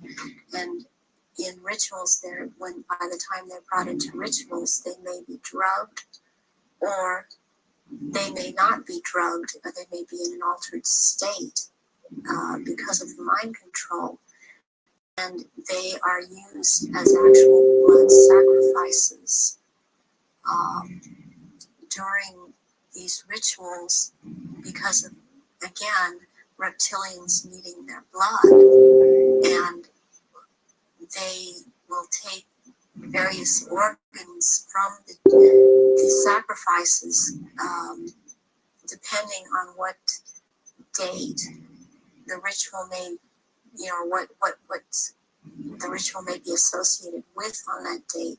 But they will also slit the throat from the left ear to the right ear, and the blood will be gathered in a goblet, and it will be dispersed among the reptilians, and dispersed among, also after that, among people that have been participating in these rituals and seem to have it, even though they seem to be dissociated. Mostly these people seem to be cognizant of what they are doing. Are these rituals rare? I mean, how many are there, say, go on a year? I mean, there is some. Of thousands. There are things happening every month of the year. There is not a month in this 12-month system that something is not happening, and it's more than one. I mean, it's every full moon. It's and the very important rituals are the summer solstice and the winter solstice, and then there is the vernal equinox and the fall equinox, and there is Samhain, and there is Beltane, there is Imbolc in February, there is Lughnasadh, which is in the beginning of August. There's a whole week leading up to Beltane, and also leading up to Samhain. It's called Grand Climax. So May the 1st is Beltane. May the 1st is Beltane. Halloween, particularly in America, has become like a mini Christmas, almost like a holiday of celebration with the trick and treat and all this other stuff. But what actually happens outside the public arena that night of Halloween and into November the 1st? Away from the public arena, there's a ritual that's taking place in 6 different locations in this country for all of the councils of 13 in the area that I'm in. Here it is the East Side Christian Church on 7th and Temple Street in Long Beach. And it is for the High Council of 13. And in this country on that night, it is a satanic ritual. It's actually, there are 3 nights in a row at that church. The first night is Halloween. What happens on the night of Halloween? That night is about the worship and homage to Satan. And that is what a lot of people in this country know, that the devil to be. This is about the devil, Satan. And Christianity talks constantly. I mean, I believe they created the Christianity to be what it is. And so they also have created this Satan. And so they control in that way. And on that night, there's a lot of bloodshed, and there are sacrifices made to Satan.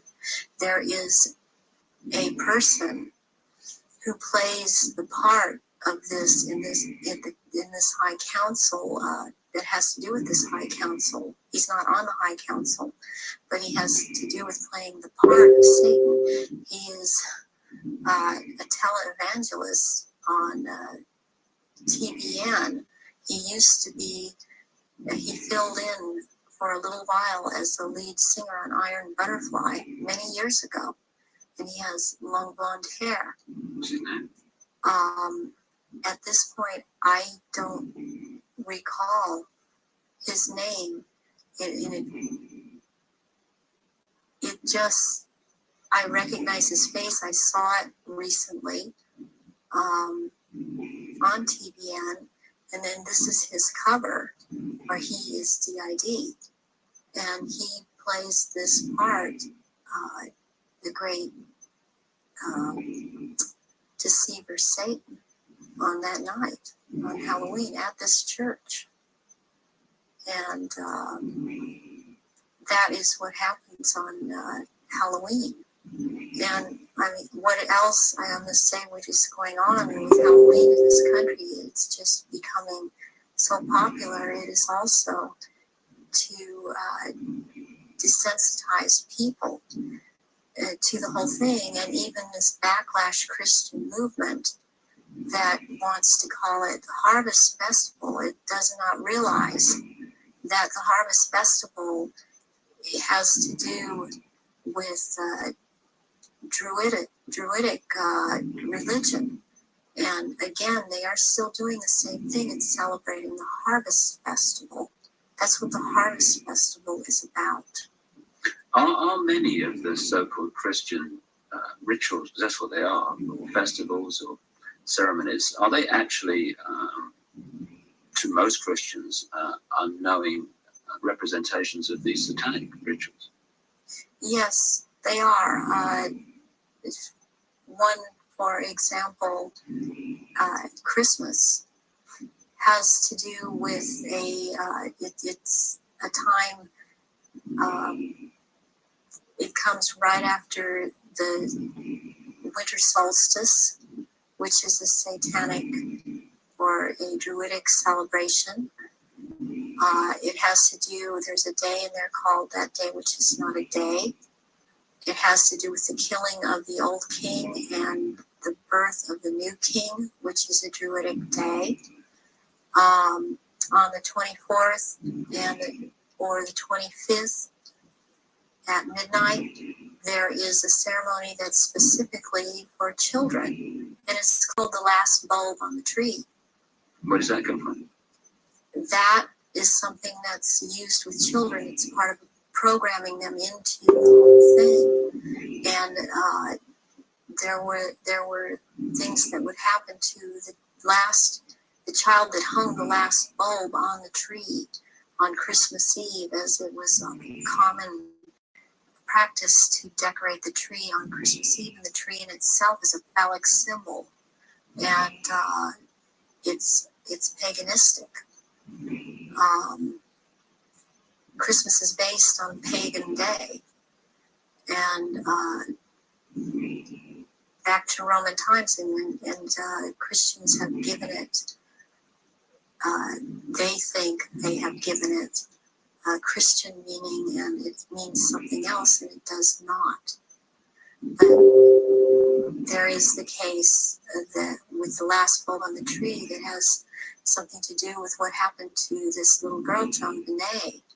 John Benet Ramsey. Yes, John Benet Ramsey.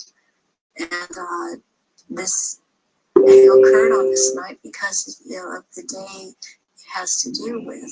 It comes right after the winter solstice, which is a satanic or a Druidic celebration. It has to do, there's a day in there called that day, which is not a day. It has to do with the killing of the old king and the birth of the new king, which is a Druidic day. On the 24th or the 25th at midnight, there is a ceremony that's specifically for children, and it's called the last bulb on the tree. Where does that come from? That is something that's used with children. It's part of programming them into the whole thing. And there were things that would happen to the child that hung the last bulb on the tree on Christmas Eve, as it was a common practice to decorate the tree on Christmas Eve, and the tree in itself is a phallic symbol, and it's paganistic. Christmas is based on pagan day, and back to Roman times, and Christians have given it, they think they have given it a Christian meaning, and it means something else, and it does not. But there is the case that with the last bulb on the tree that has something to do with what happened to this little girl, John Benet. John Benet Ramsey. Yes, John Benet Ramsey. And this occurred on this night because of the day it has to do with, and the ceremony that it has to do with. And there were rituals done on that night to these little children. So that is totally tied into it. I have heard that Jean Benet's name is relevant to the rituals. Do you know anything about that? John Bay is a satanic deity or Satan. John Bay is a name for Satan. And that name is just closely tied in. It's so close, and I don't understand why it hasn't come out. That I know of, it hasn't been talked about. But that is why she was killed on the day that she was killed, and her family, as far as I'm concerned, her family is involved in this, and that there's always a price to be involved in it. She was the price. This little girl lost her life. Can we talk about some of the famous names that people around the world would know who, in your experience, have taken part in these rituals that you've conducted? You say you've conducted them in Europe and the United States. Can we start with the United States? Yes, I have seen at rituals, I have seen George Bush. I have seen Madeleine Albright. I have seen Henry Kissinger. I have seen Ronald Reagan. And I have also, by the way, seen his wife, Nancy Reagan. I have seen Hillary Clinton before I knew she was Hillary Clinton at the time. At these rituals, she is involved. The other people that I have named and are, as I've seen shapeshift into reptilians. I have not seen Hillary Clinton actually shapeshift, but she is involved. I have seen the two sons when they were young, the two sons of George Bush present at these rituals. Are these the sons that have become governors? Yes, one is in Florida and one is in Texas. I have seen, did I mention Jay Rockefeller? And he shapeshifts. I've seen George Deukmejian and Ronald Reagan again, having been governor in California. There have been people such as Newt Gingrich. I saw, and I didn't know at the time that he was Newt Gingrich. I recognized that he was Newt Gingrich when Clinton came into power, and after he was, Newt Gingrich was then elected Speaker of the House. And I was horrified to realize that this man was also there. All of this has affected me to the point I don't vote. All of these people seem to all be connected to the Illuminati, and I don't feel like being part of having anything to do with them. Presidents like Carter and Ford and Clinton. I've seen Ford there. Gerald Ford. Gerald Ford, yes. Are they all reptilian bloodlines? I haven't seen Carter shapeshift. You've seen him at rituals, haven't Yes. Gerald Ford, I have seen shapeshift. And Johnson, also. Lyndon Johnson. Lyndon Johnson. Also, Dr. Joseph Mengele, who took me around to these rituals a lot of the time, was also a shapeshifter. And there were also people that there are people in the European countries that I've seen shapeshift and be involved. And this it doesn't surprise me any more than it does the people in this country doing it. Is just for some reason more shocking, and it cuts even deeper. Because I have seen the Queen Mother there, and I have seen the Queen there. I've seen Princess Margaret there. I've seen Charles there, and they shapeshift. And I have seen this. I'm not coming up with his name right now, but he was president in France after de Gaulle. He was there. I've seen him there. I've seen the Rothschilds there. I used to see the Rothschild that lived in England there, but the one that still goes there and is a shapeshifter, Guy de Rothschild, Baron Guy de Rothschild,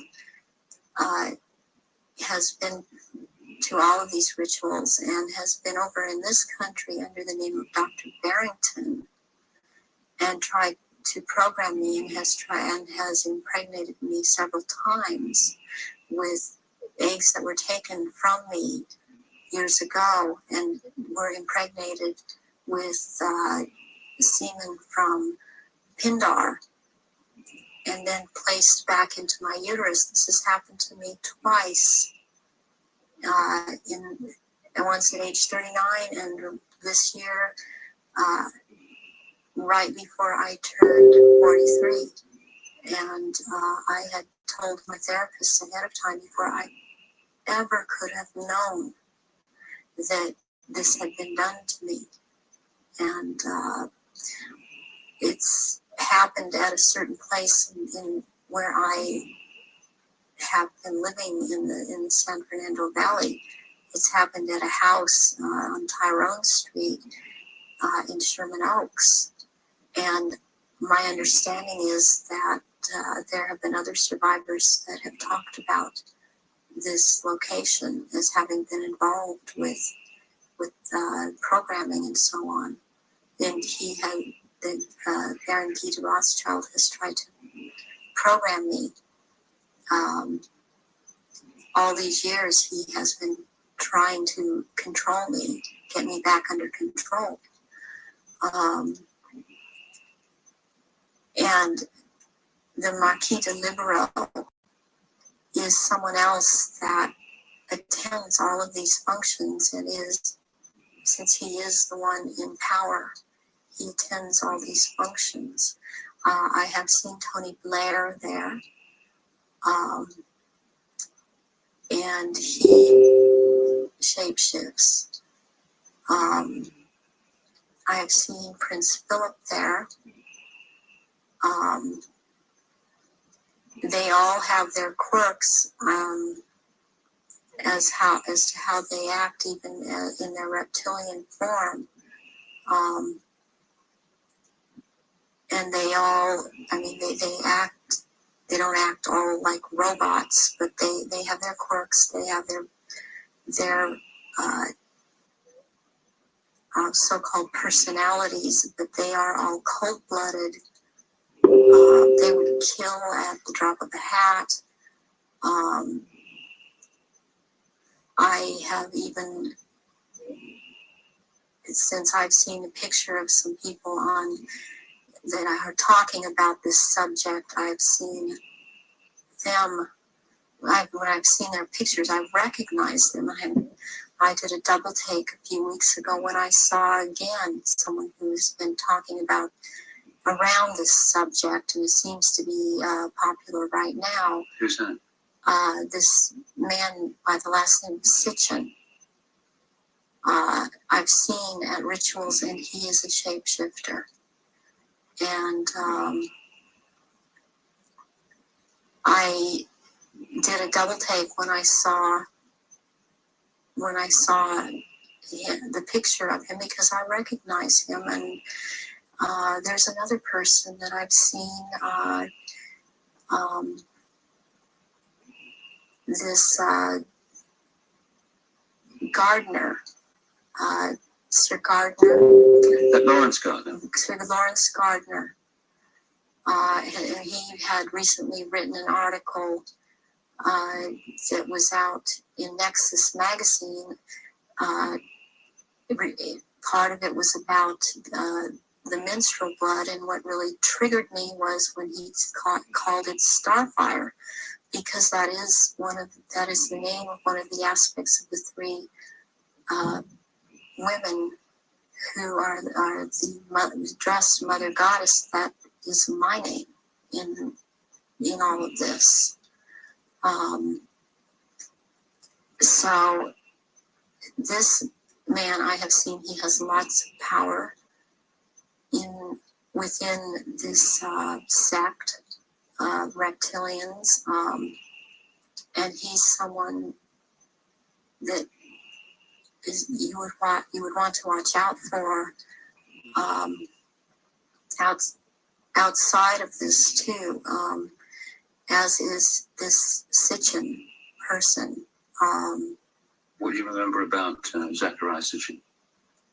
Zachariah Sitchin was someone in the rituals in attending the rituals, who was not a major player in as far as the rituals went, but was someone that others present did not make remarks at, or were very careful as to what they said around him. And he was talking about, he would be talking about doing away with people, persons that were in his way, or were putting on information that he didn't feel that he wanted put out. He is very much a disinformer, and that is his job, to disinform about what is going on with the Illuminati and with the reptilians. He actually warned me off from investigating the reptilians, interestingly. Where do the rituals take place that you've been involved in, involving the British royal family? Glamis Castle, Stonehenge, Balmoral Castle. I have reason to believe there's a church, and I think it may be Westminster Abbey. And there is a Mothers of Darkness castle or chateau in Brussels, Belgium. They've been there too. And also in France, the Marquis de Libero Pindar has a castle in the Alsace-Lorraine region of France. And I believe it's in the Alsace region that he uses. and there are certain rituals done at that castle down in the dungeon part of that castle, and there's an entrance down there to underground places in the earth, and there is a natural formation of rocks that kind of glow green, and they keep menstrual blood in that formation, and this green glowing from these rocks actually turns the blood a darker color, and it's called black blood, and it's used in certain rituals. But there are also, they keep small, there are smaller, less developed little reptilians that are kept down there. They're kind of pets. But one other thing that's also down there, there are eggs. It's like a nest of eggs kept down in that part where it's warm. It's very warm down there into this entrance, and these eggs are kept down there incubating, and they are the reptiles' eggs, and that's where they keep them. What are your memories of conducting the rituals for the royal family? What happened? What were they doing? One thing that sticks out in my mind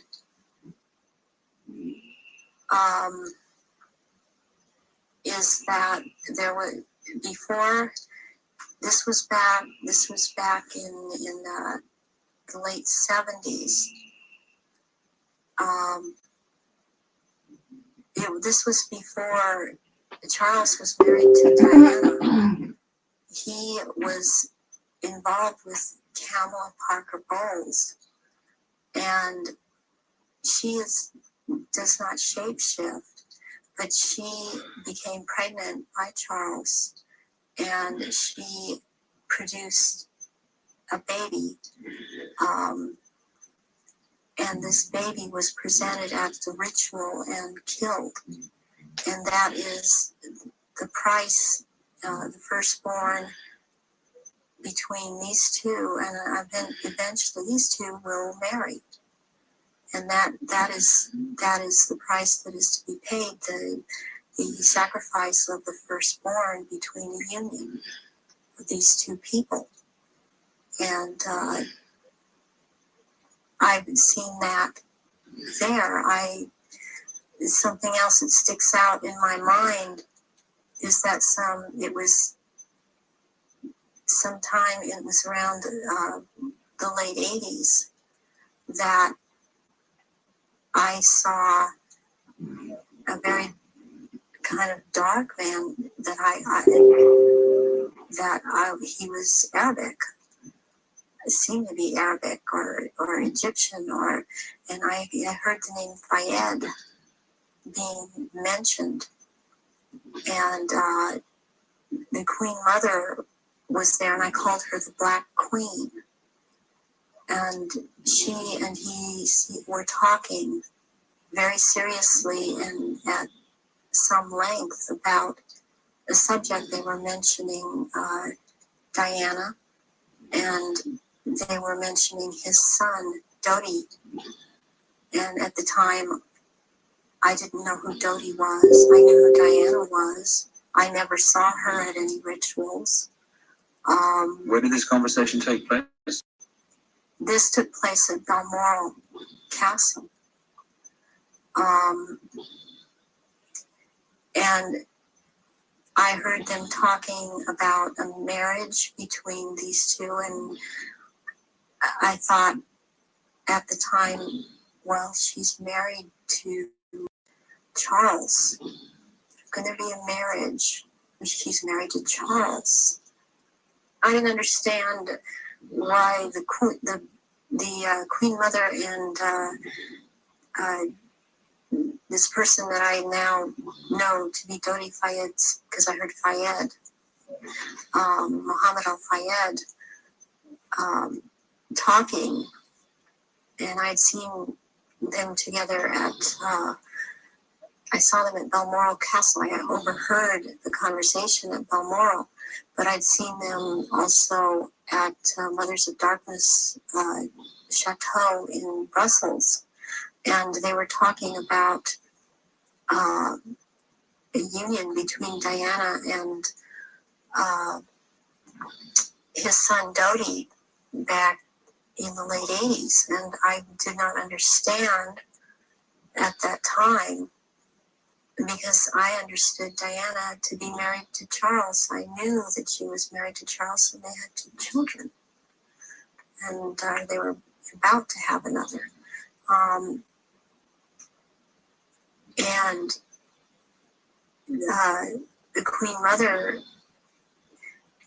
all I could pick up was that for some reason that there was a malevolence towards Diana. And Diana I had never seen at a ritual. I wondered what she knew about all of this. What have you seen the royal family do, the Queen Mother, and the other people you've seen in the rituals? What have you seen them do? I've seen all of them drink human blood and consume human flesh, and they have their own goblets in which they have blood, and these goblets are encrusted with jewels. And they also have their own daggers, and that the dagger goes into the goblet, and they stir the blood around with it, and it's also what it is, it's a symbol of the phallus going into the vagina when they're doing this. And I've seen them do this, and some of them have even, like the Queen Mother I saw with, she had her own little, like almost it's between a very elaborate ornate chair or a throne kind of thing brought in for her to sit. And because before these rituals actually start, there is a kind of people move around the room and talk, or recognize one another. It's a formal kind of a ritualistic setup, the way they talk and the way they introduce each other. It's like a court. What are they wearing? They're wearing robes. They're not wearing anything underneath the robes, and the robes are very ornate. They all have, the one thing in common they have is they have a red color like blood, and some of them have purple, and they have gold kinds of lines running through them. They have the Merovingian symbol of France, the fleur-de-lis, and there are jewels that are sewn in at certain points on these robes, and they wear these robes, but they don't wear anything underneath the robes, because what is going to happen, what the rituals are all about, they're going to shapeshift, and they can't have anything under the robes. And there are orgy kind of things that go on at the rituals also. And involving the royal family of Britain. Yes, involving the royal family of Britain, and the sacrifice and the eating of, consuming the sacrifice, and they are involved in that. You've seen them do that? Yes, I have seen them do that. People in Britain listening to what you're saying would obviously be staggered, I guess, anywhere in the world. But what would stagger them mostly is in Britain, the Queen Mother has an image of being the nation's grandmother, a nice old lady, and good old Queen Mum, what a lovely lady. What's your experience of the Queen Mother?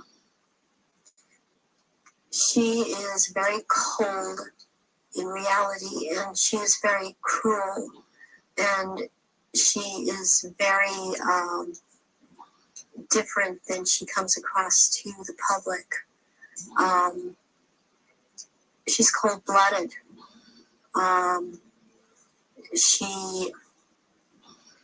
If she feels that you are someone beneath her, even in the Illuminati, that you're at her equal or your station is above her, she will not speak to you. She will not recognize you. She obviously, from what I see, enjoys consuming human flesh. It's sickening. The one person that she seems to be afraid of is Pindar. People would also look at the Queen Mother's elderly, frail stature and find it very difficult to see her taking part in rituals and doing anything, if you like, active. Do they go into a different state in terms of age and strength and all these other attributes when they actually shapeshift?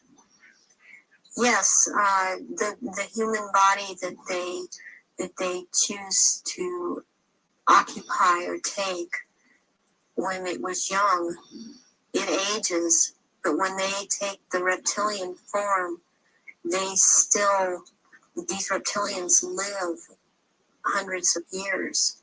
And so they have to have taken more than one human body to live in. A lot of them are much, much older, and I'm including the Queen Mother in this, and older than people think that she is. She's been in more than one body, human form. And when the time comes, if it is time for her to go on, and it's been chosen that she still has, it's known that she still has life for years to go, again, she will be put into the body, the essence of her, and the reptilian form will go, the essence of her will go into another body that is also has the ability to shapeshift into reptilian form. One of the pure reptilian human bloodlines. Yes. What happens when, take the Queen Mother as an example, what happens when they shapeshift? I mean, what do you see? You start to see changes happen, and they're happening so fast that it's almost, it's the closest thing that I've seen to it is what they're now doing with computer technology. It's just a literal transformation that happens very quickly, and they get taller, they get bigger, and they don't look at all as reptilians like they do as humans. And thus the wearing of the robes, because if they were in clothes, the clothes would be torn apart. So let's take the Queen Mother on this subject as an example. We recognize her as a frail old lady. What does she look like when she shapeshifts to these rituals? She looks like the nose portion gets very much longer, and it grows into kind of a snout kind of thing. She has fangs, and incisors as teeth, and there's a tongue. They all seem to have this kind of tongue when they're at this level. The tongue has a lot of long, hairy or pointed projections coming out of it. It's very long. And they have these. They don't have hands or feet. They have these claws, and they have scales, and also scales that seem to kind of disappear into one another. But it's more pronounced on the back. There seem to be lumps or protrusions coming from the head. There seem to be some kind of growth appendages at where, on the back, and they seem folded, and not all of them have that. And there is a tail, and they a lot of times will keep the tail curled. And and I've seen her when she's very displeased with something, as I've seen other members like this. This tail is whipped around, very agitated, and they do, and she hisses. What color are they? Which one in particular? Let's take the Queen Mother as an example. She's kind of a beige color on the underside, and by the time you're going up around to the back and the tail and the top of the head and on top of the nose, snout, whatever, it's coming to a very they're dark speckles or large speckles of dark browns, and the eyes usually they're large. They look like they're very round, and they look like they're coming out of their sockets, and very protruding.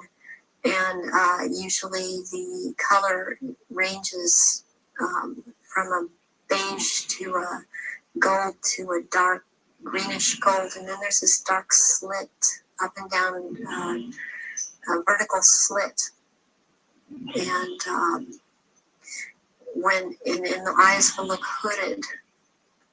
And when they look hooded, it's a very frightening thing, because it seems that when the eyes are hooded,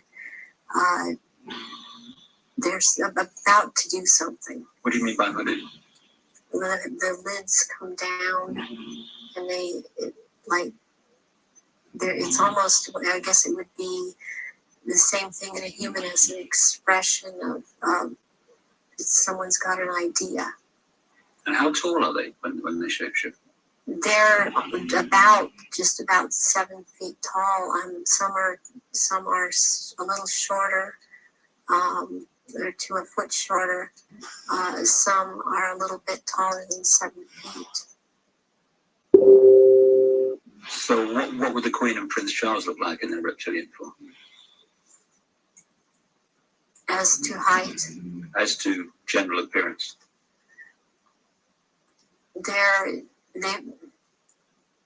Charles resembles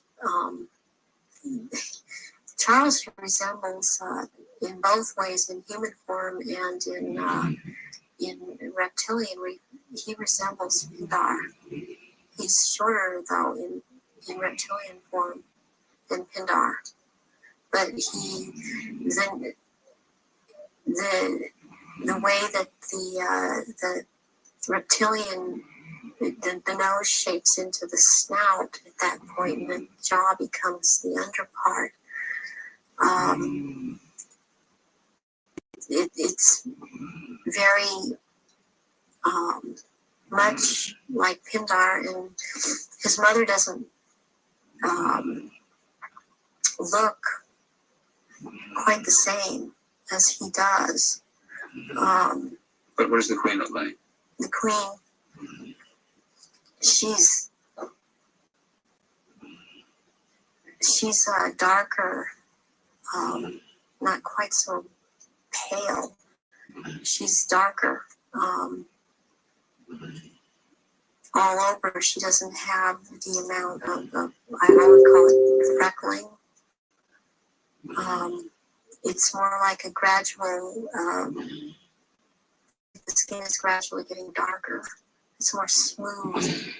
And she does have the lumps up on around her head and down the tail, the spine.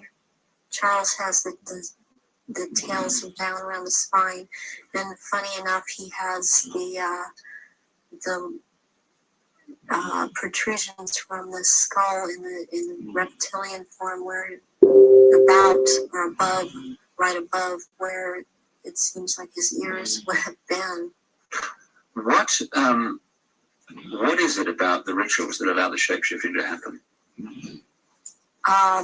When the victims are starting to be sacrificed, it's the scent of the blood, and they start shape-shifting at that point in time, and they can hardly wait to get to the blood. It's like they're addicted to the blood, and then the consumption of human flesh that follows. What have you seen the Queen or any of the royal family do in relation to that? Have you seen them sacrifice and consume human flesh? There are certain times when they will actually do a sacrifice, or there will have been someone doing a sacrifice, and it's not happening fast enough for them. So they will step in and finish it themselves, because the sacrifice the ritual has to be gone through. It's sacrificially, ritualistically, it has to have been gone through. And they will step right in and just start tearing the throat out. And they're getting all this blood from the jugular vein at the same time. And that has happened when there are many there that are going to be sacrificed, and they just can't wait. And then tearing into the contents of the abdomen and stomach of a victim afterwards. Who have you seen do that?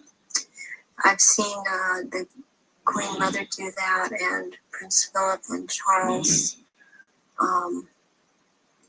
I've seen Guy de Rothschild do this. It seems that I've seen it more among royalty, or so-called royalty do this, than people that are not titled.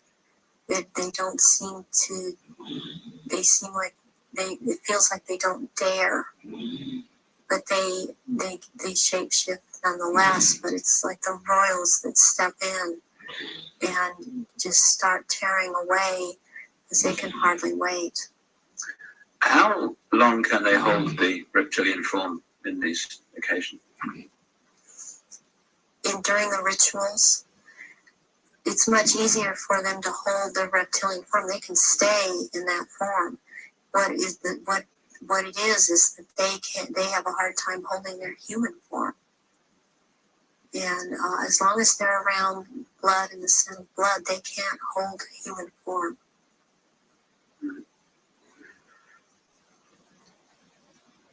Where do you think the story of Diana fits into all this? In terms of the ritual that you know about, and the royal family background that you know about, what was all that about? What happened in Paris? Diana was a ritual sacrifice because she's named after a goddess, Diana. She was chosen from before birth for the purpose of which she served. I understand and very well, and am very empathetic towards Diana, because in a way it parallels what happened to me, to have served your purpose, had 2 children, and then be tossed aside. And to her horror, though, she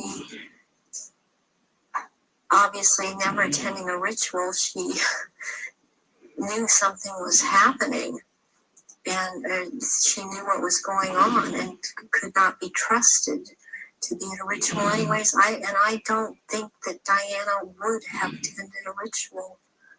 I don't think that they could get her to cooperate in this because she actually saw for herself that this was going on after she married Charles. Was there any way, when Diana was married to Charles, without attending a blood ritual, that she could have seen him or one of the others become a reptile? They have a tendency when they're asleep to shapeshift, and not. They have to consciously hold their form, and when they're asleep, they have a tendency to not hold human form and to shapeshift into reptilians, and there could be other things that happen. You know, I'm thinking about the times that Diana would have gone through a menstrual period. Well, that would have also really triggered some of these people in the royal family that are reptilian around her to want to shapeshift, or any woman, any human woman in that household that would be having a period would tend, that scent of blood would tend to cause a momentary shapeshift. What was the whole, what appears to be a ceremony surrounding her assassination? What was that about? The rumors that she was pregnant, the Egyptian deified, and the place where it all happened, which is an ancient sacrificial site to the goddess Diana. How does all that fit together in the rituals that you know about? Okay, the crone aspect of the goddess is Hecate, and the day of Hecate is on August 13th. And what is very prevalent in this with the Illuminati and what they've done with the Druidism and other in Egypt, the Egyptian religions, is they like to mirror the numbers. And so as like, for example, with the goddess Isis, her number is 18. When you mirror it, it's 81, and that is the number of the sister of Isis, Nephthys. And Nephthys was considered the evil sister to Isis. With Hecate, what I think happened here is that she was sacrificed, and it was a very important sacrifice because 3 people died, and it was a picture of the triad of Isis, Osiris, and Horus to them. Horus being the unborn child of Dodi-Fayed that Diana carried and was 3 months old, which is another very important fact, a number that's important to them, to be 3 months old. Sacrificial babies are taken in utero at 3, 5, and 7 months. And when I heard about this was a deal that I understood now had gone down. And she had to die in that tunnel because that tunnel's a passageway for Diana, the goddess. And she died at the 13th pillar again because of Hecate. And she died on the 31st because it's the mirror image of 13. And my understanding of what I get inside of me, and because I was told by Baron Guy de Rothschild last beginning of February when he was in this country and he was there to try and reprogram me again and impregnate me, was that he was in the tunnel that night. He had to be there because not only was it a ritual death of Diana, this was also about taking her soul, and he was taking the soul of Diana, which no one else there could do. Whoever was present there could not do it. He could do it, and he was in France. This is the hypnotic stare you talk about. Yes, and drawing in the breath, and he had to be there to do this ritual killing, this ritual murder.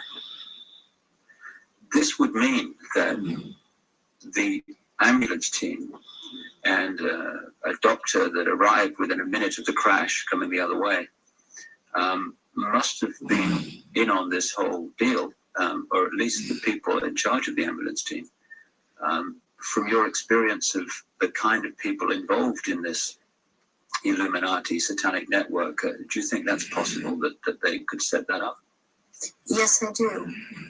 I've seen a lot of things set up that if you did not know, if you weren't in on the so-called inner circle, or know what the Illuminati can do, because they depend on people not believing they're really there, you would not, you would have a hard time believing it. That this has been such a secretive group and worked in such insidious ways to infiltrate and control. And there are so many unanswered questions they don't seem to be able to answer about Diana that keep coming up in spite of all the reports that come out, because there are people that don't believe what they're hearing. What would have been the purpose of creating such a clear and definite ritual in the assassination of Diana? What would be the purpose of that when they could have killed her in another way? Because it had to be done as a ritual, because they were going to take her soul. And it had to happen in the tunnel. It had to happen that way. It had to happen in that year. And this is all, there's all a timeline to all of this. There's been many rumors that she was pregnant. But as I understand it, one of her friends says that was not possible because she knew that very shortly before she'd had a menstrual period. Is it possible to be pregnant and for that to still happen? Yes, it is. This happened to me. I was impregnated with one of my own fertilized eggs that was fertilized by the sperm of Pindar. And he sent Guy de Rothschild to impregnate me in this manner. And I was impregnated in October of '94. I had periods up until February when it was discovered, and they seemed normal, not light. And I then was, since I had the background of a nurse, and had worked with a nurse midwife delivering babies, I was, for some reason, it occurred to me to check my stomach, my abdomen, and I realized that I was pregnant, and so I ended up seeing the doctor, who told me, he verified, you're pregnant. He did it with blood test, with the urine test, and ultrasound exam, and if I don't do an abortion on you tomorrow, you're going to have to go through a different type of abortion, which probably would have been a saline abortion. And I knew what I was pregnant with by that time. And so I was terrified to go through with it.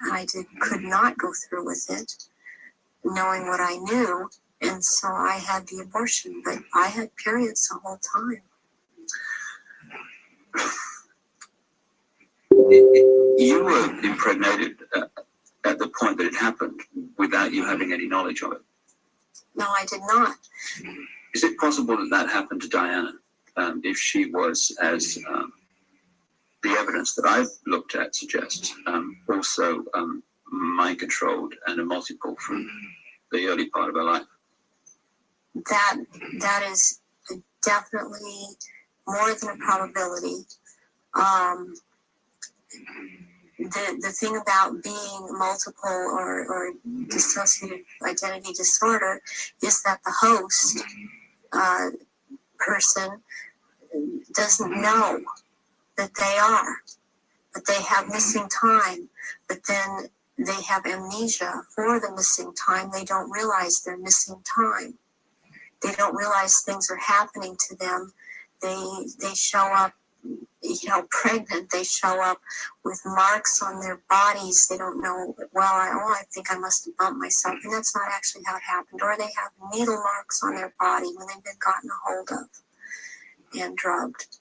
And it's only when they start to realize something's not right and they try and make a timeline and try and account for their time, they realize there's so much they can't account for that they simply took for granted. Or I was out shopping, or I was at this person's house, or I was over there. Then they realize they don't have a timeline for any of these things. Do you think that Diana's two children were Prince Charles's children? I do not believe that William is. I've heard that he was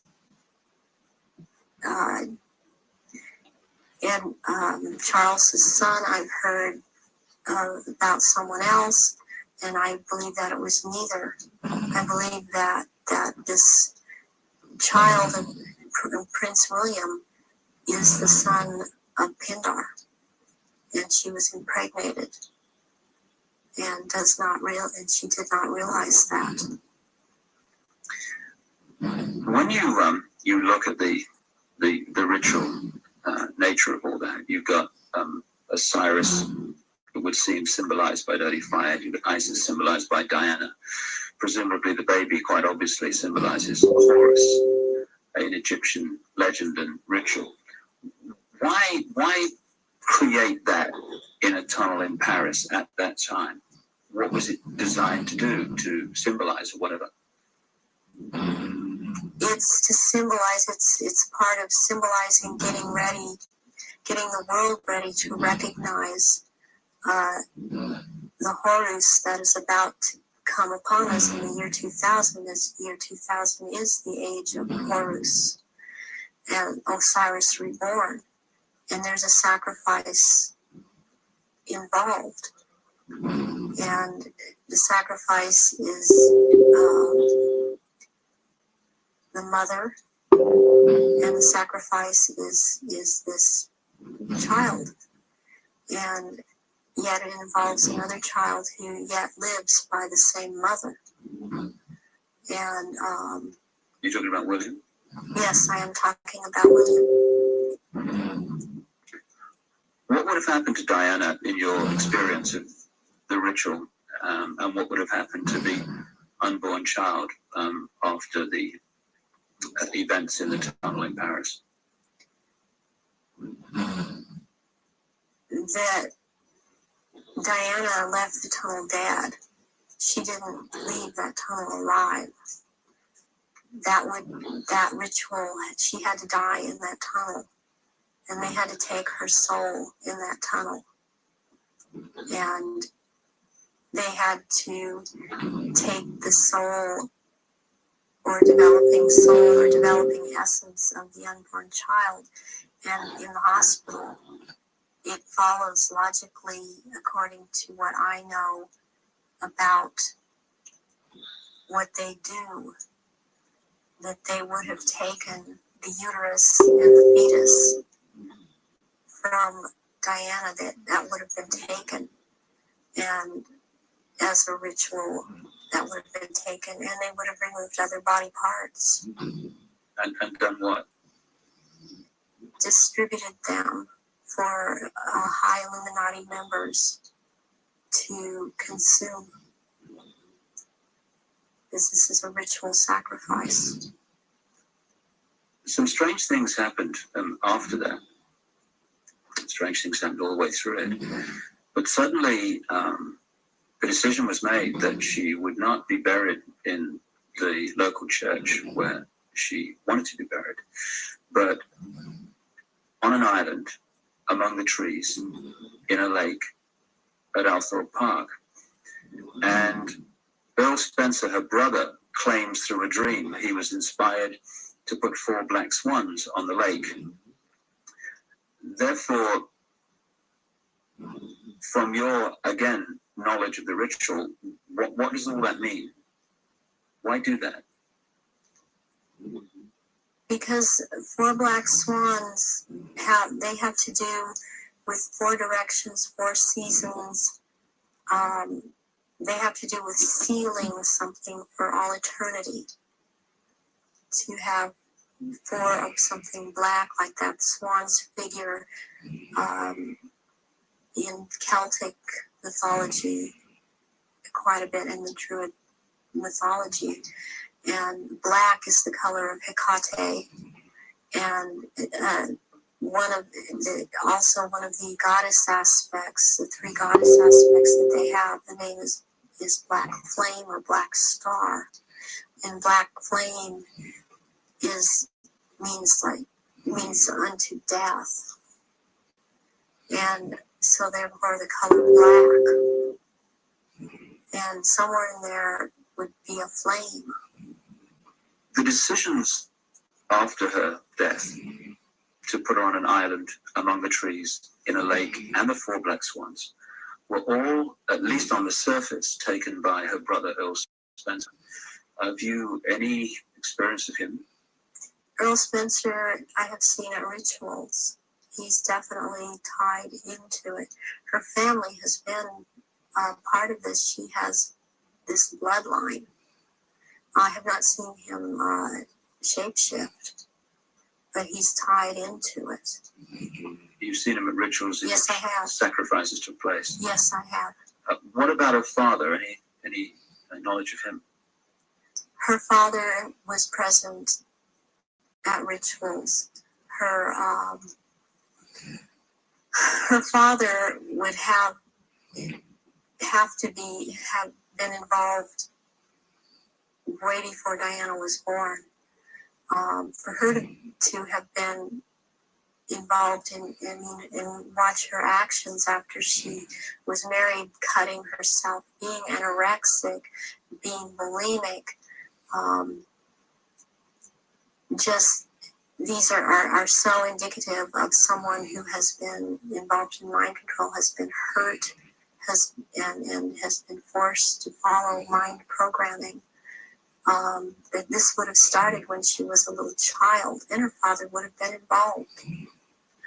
So if they got her into this mind control stream from birth, presumably they would have been able to shape events right from that point to the 13th pillar.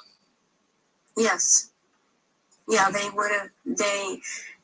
When somebody becomes what we call multiple personality disorder or dissociative identity disorder, there are many programs that are induced that can be induced at any point. I mean, you've got the machinery in place when they're a very small child, and as they're grown, they can install programs at any point and have different parts hold these programs, and they can be made to do just about anything.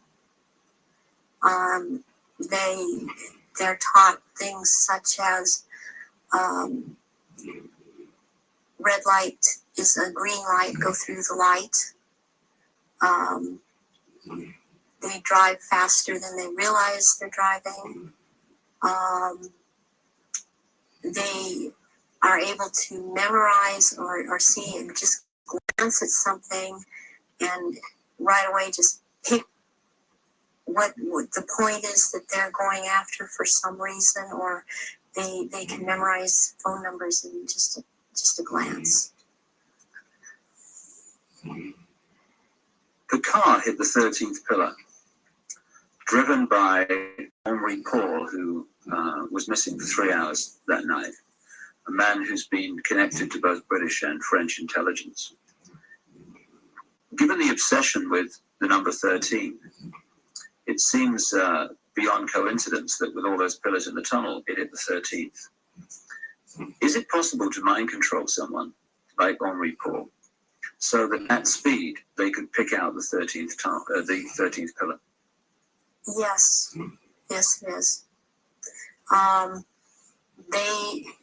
He also, it's very, very possible that he was drugged and programmed in the time he was missing. It's possible for him to have taken medication but not have it affect him at all. Let's put it together. What the hell have you done? Yeah. And then maybe later or not, it would affect him, depending on if that's what the program was for it to affect him. You don't have the authority to But tell it might that. not affect someone at all. I've been through this myself. It doesn't matter, you don't have So any I know authority this to too, twist it. and, What happened to you in this instance?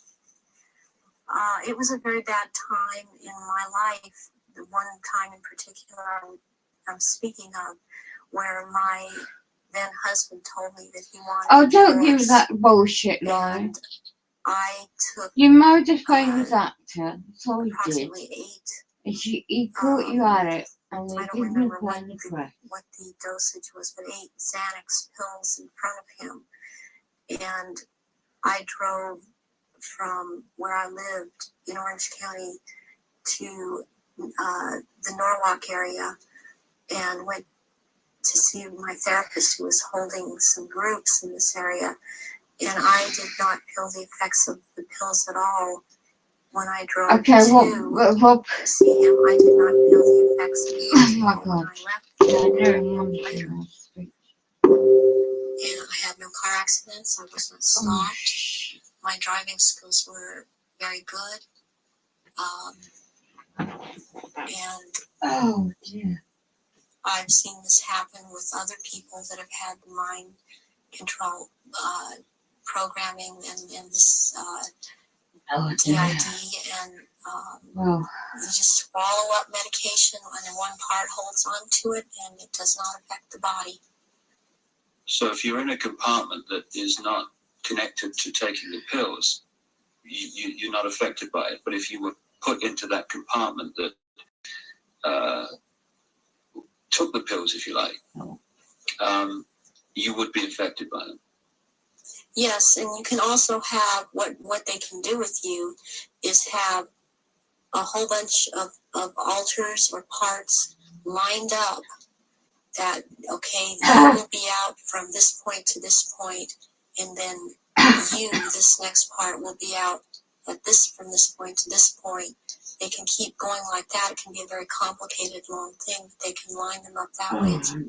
That's where the programming goes. Do you think this could explain the apparent mystery of a alcohol reading of Henri Paul that was equivalent to 8 Scottish on an empty stomach, while the video evidence of the Ritz Hotel security cameras is that this was not a man in the minutes before he drove Diana into the tunnel that was in any way at that level of drunkenness? Yes, that can very well explain it. With this kind of mind control programming that they do, once you go into that mode that they want you in, you can be hurt and in a lot of pain. or you can be drugged to the gills, or have drunk too much, and you appear to be in no pain at all, appear to be perfectly with it, and you don't feel it. You feel all right.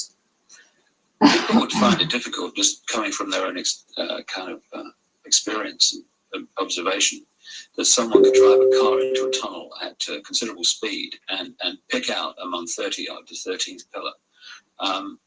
How is that possible to program someone to do that?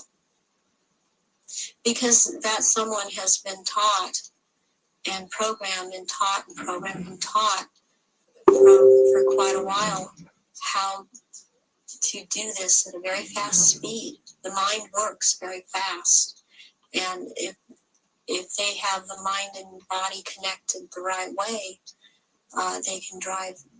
They would have been able. This person would have been able to drive into the 13th pillar at a fast speed. Would that have been happening on a conscious level, or would the subconscious have been pulling the strings? This would be on a subconscious level, and the person would not be aware themselves of what they were doing. In those crucial minutes before Henri Paul got in the car and drove away, would someone have had to have given him the trigger to access and activate the programming then? Or could he have been in some way pre-programmed to be triggered at that time? And if so, what would that be?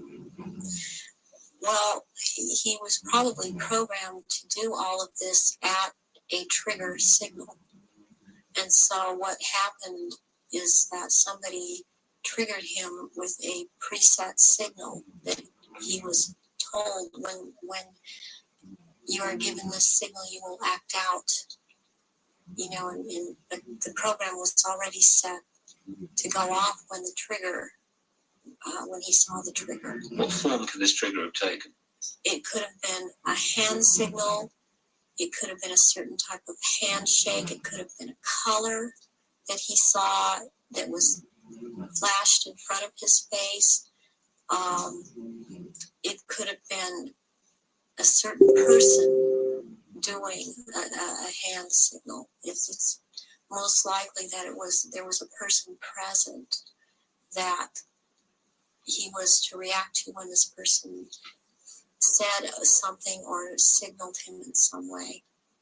Given the extent of your programming from birth, how was it possible for you to break out of it, as you appear to have done now? One thing that happened is that in 1989, my programmer handler died, who was Mengele. And he was in this country so much, and I was around him so much, and he had a lot of control over me. And what happens when a programmer handler dies, they usually have taught the person that they've been working with, to be very, very loyal unto death to them. And that's something that they, in the end, it works against everything, because when they die, even someone else coming in and trying to take over, a lot of these altars are not open to that and are loyal to that one person. And in my case, Baron Guy de Rothschild is the one that tried to take over. And for some number of years, there was a lot of the time, half the time they got their way, and half the time they didn't. And in major things, they did not get their way. One of the things that I went out and did in 1993 was I cut my hair off, and because I was publicly seen and known to have very, very long hair, I could no longer be seen. I could not be seen with my hair cut off short. This would have caused a lot of questions with other people that had been programmed. And they still tried to carry on with other parts where I wouldn't have to be publicly seen because they still consider me to hold this status, and they still consider me their property. I was always told I was their property. One question that people would ask is, given all that you know, why don't they just take you out? They still have plans for me, and this was told to me just a few days ago by someone else who has spoken with Baron Guy de Rothschild that they have plans for me, and they plan to try to have me back because of the psychic abilities, and that is not going to happen.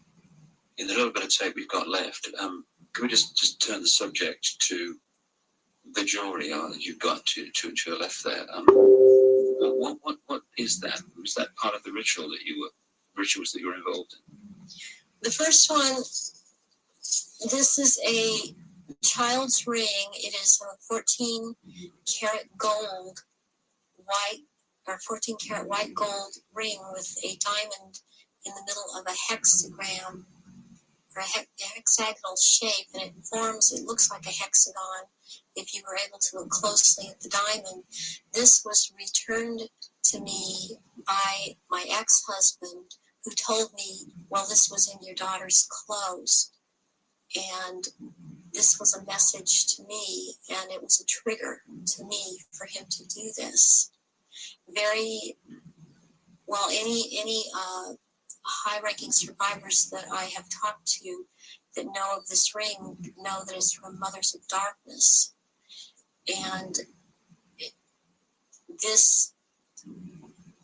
would be very unusual. I mean, I don't know of anyone else that has a ring like this in their possession at this point in time. And what's the necklace? The necklace here is made out of copper, and it's very Egyptian, and it was given to me when I turned 19, and that's an important age because you really start at the position I was at, having these psychic powers in full effect and being allowed to do this in full effect during rituals, and this was worn during certain rituals. Why copper, and why have it at all? Copper is a transmitter. Copper has always been used in the occult. It has a specific meaning. The meaning it has is because I had a triad of altars that were very active in a lot of rituals, and the triad was Isis, Osiris, and Horus. And Isis was the part that drew down the moon, and Osiris performed the rituals, and Horus was what was born of performing those rituals. Just in the literally 3 minutes we've got left, 3 or 4 minutes, I know it's difficult, but I want people to understand the nature of what's going on to so many people today. What sort of things were done to you as part of your traumatization as a child and later? I was electroshocked to the extent that my parents were told when I was in first grade that my IQ was 70 and that I was retarded, and they said I would be retarded. I always had trouble in school because when I was in school, because I missed so much school. My school records are missing. They've just disappeared. I have medical records that are missing. My birth certificate appears to have been tampered with. I have had my eyelids taped open, and so I couldn't shut my eyes. I have been electroshocked. I've been put into a narcoleptic sleep and had earphones placed over my ears and had messages repeated and repeated for days.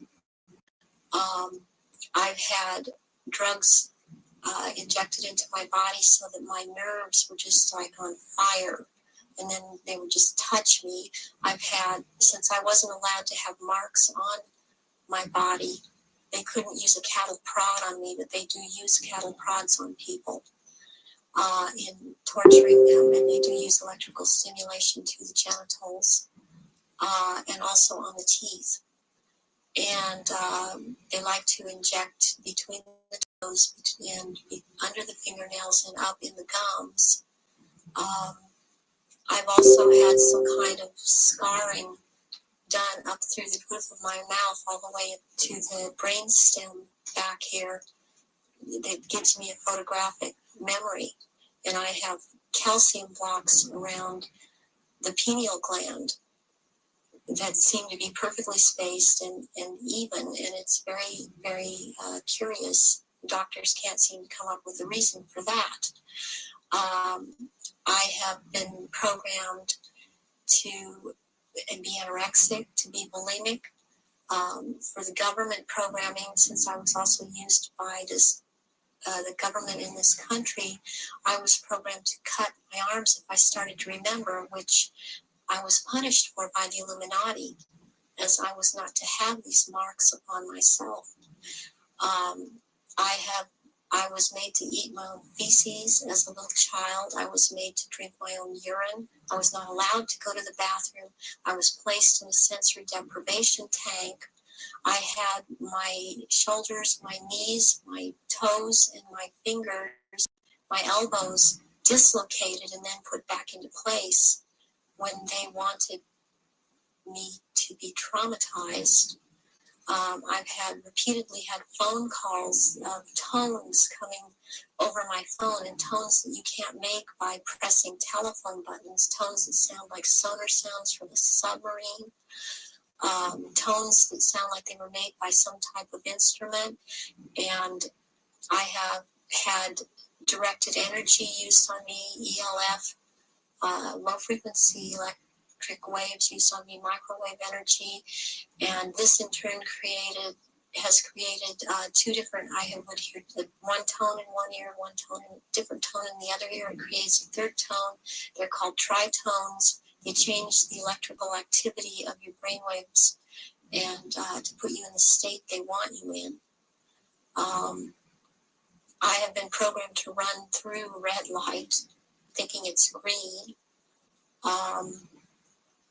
There's been a lot of programming done around my children that used my children against me. And it's a very painful subject with me to know that this is happening to my children. The same thing that's happened to me. It's hard, it's easier. I don't know if I can make people understand this. It's easier for me to have, okay, I can handle that I went through this. And what I want most is to expose these people because of what they're doing to children all over. But they're doing it to my children too. And my daughter believes I've abandoned her. My son believes I abandoned him.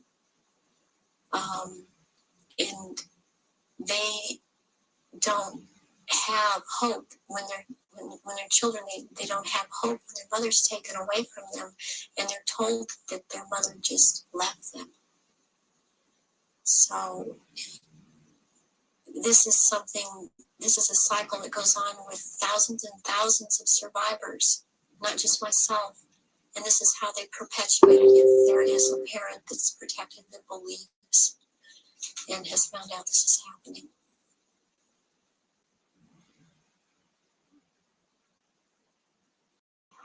The astonishing revelations of Arizona Wilder, a very, very brave lady who's chosen to stand up and be counted. And only by enough people doing that is this nonsense and this manipulation going to be brought to an end, as it is in the next few years. Well, we've come to the end of our little tour of the Centre of Global Control, and we're here now outside the Houses of Parliament in London, the so-called mother of parliaments, because of course it has provided the blueprint for so many other so-called democracies all around the world. When in fact, it's just another vehicle for the one-party state that is relentlessly turning out legislation, advancing this global centralization agenda. Not a place of democracy at all, a place for legislating the agenda into reality. Well, you've heard the information and possibly read it in The Biggest Secret at greater length also. The question is, what are we going to do about it? That's entirely up to you as an individual and me as an individual. As someone once said, what you think of me is none of my business, and it's not. This is just information, make of it what you will. But what we make of it and what we decide to do in the light of this knowledge will decide the kind of world that we and our children are going to live in the next few years and beyond. The Chinese have a word that means at the same time both danger, crisis, and opportunity.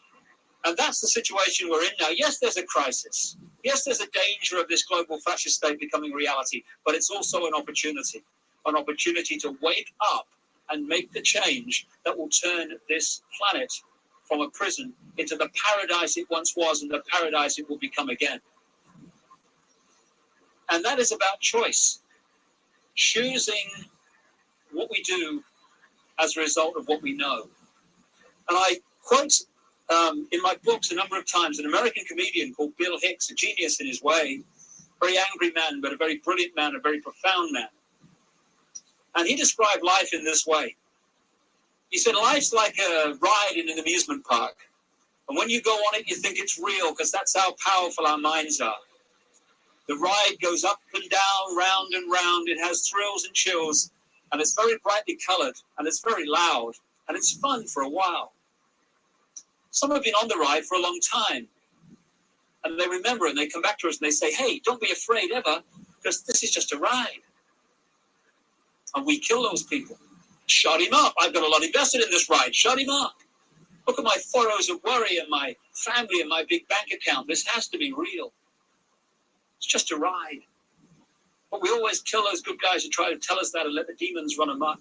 But it doesn't matter because it's just a ride. And we can change it anytime we want. In other words, it's just a reflection of our own attitudes. And to change, as Bill Hicks said, doesn't need big bank accounts. It just means a choice right now between fear and love. Fear is the four-letter word that has controlled this planet and this human race for thousands of years. Love is the word that will set us free. And that's the choice we face now. And the world that those two choices will create will be so different as to be unexplainable. The chasm between the two, a prison or a paradise. I just want to say one other thing before we finish this video. I don't want to demonize the reptilian race because it's just a genetic stream in the great forever. I'm talking about a small number of this reptilian race that is behind this manipulation, not the race in general. And indeed, many of the reptilian stream, both in physical bodies and in other dimensions, are working now to help humanity win their freedom, win our freedom back. And I'd like to thank once again also Arizona Wilder for having the guts to stand up and speak her truth. And if enough people do that, then this house of cards, because that's all it is in the end, is going to fall. And I'd like to thank also my friend Brian Desborough for helping Arizona and for his own commitment to truth. We're now at the crossroads of the evolution of the human race, or a crossroads anyway. And the good news is this. There is a global awakening going on. I've spoken in something like 20 countries in the last 18 months. People are waking up. They're asking questions. They're seeing themselves and the world in a different light. And this is going to gather pace and is gathering pace all the time. And it's this transformation of human thought and perception that is going to bring the change that we dreamed about for so long. Dreams are merely imagination, which can be made reality if we're prepared to do what is necessary to achieve that. That's the challenge we face now. It's a wonderful, wonderful time to be alive, and we're all privileged to be here to play a part in setting this world free for the first time in known human history. From the epicenter of global control, but not for very much longer. Thanks for listening. Goodbye.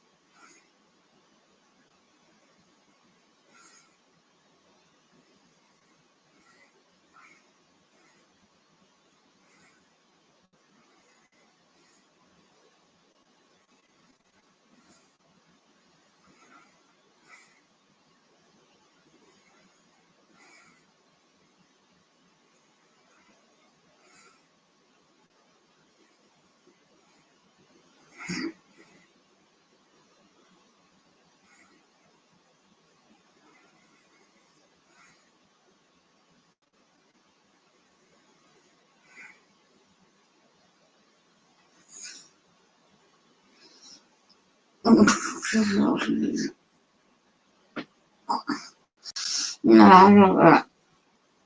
I'm sorry.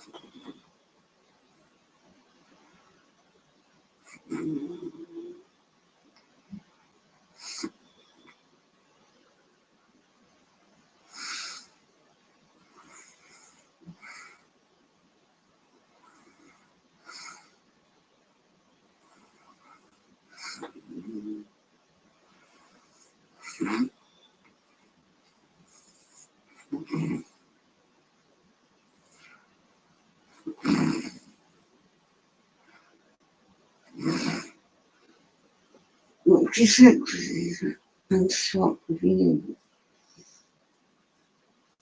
There.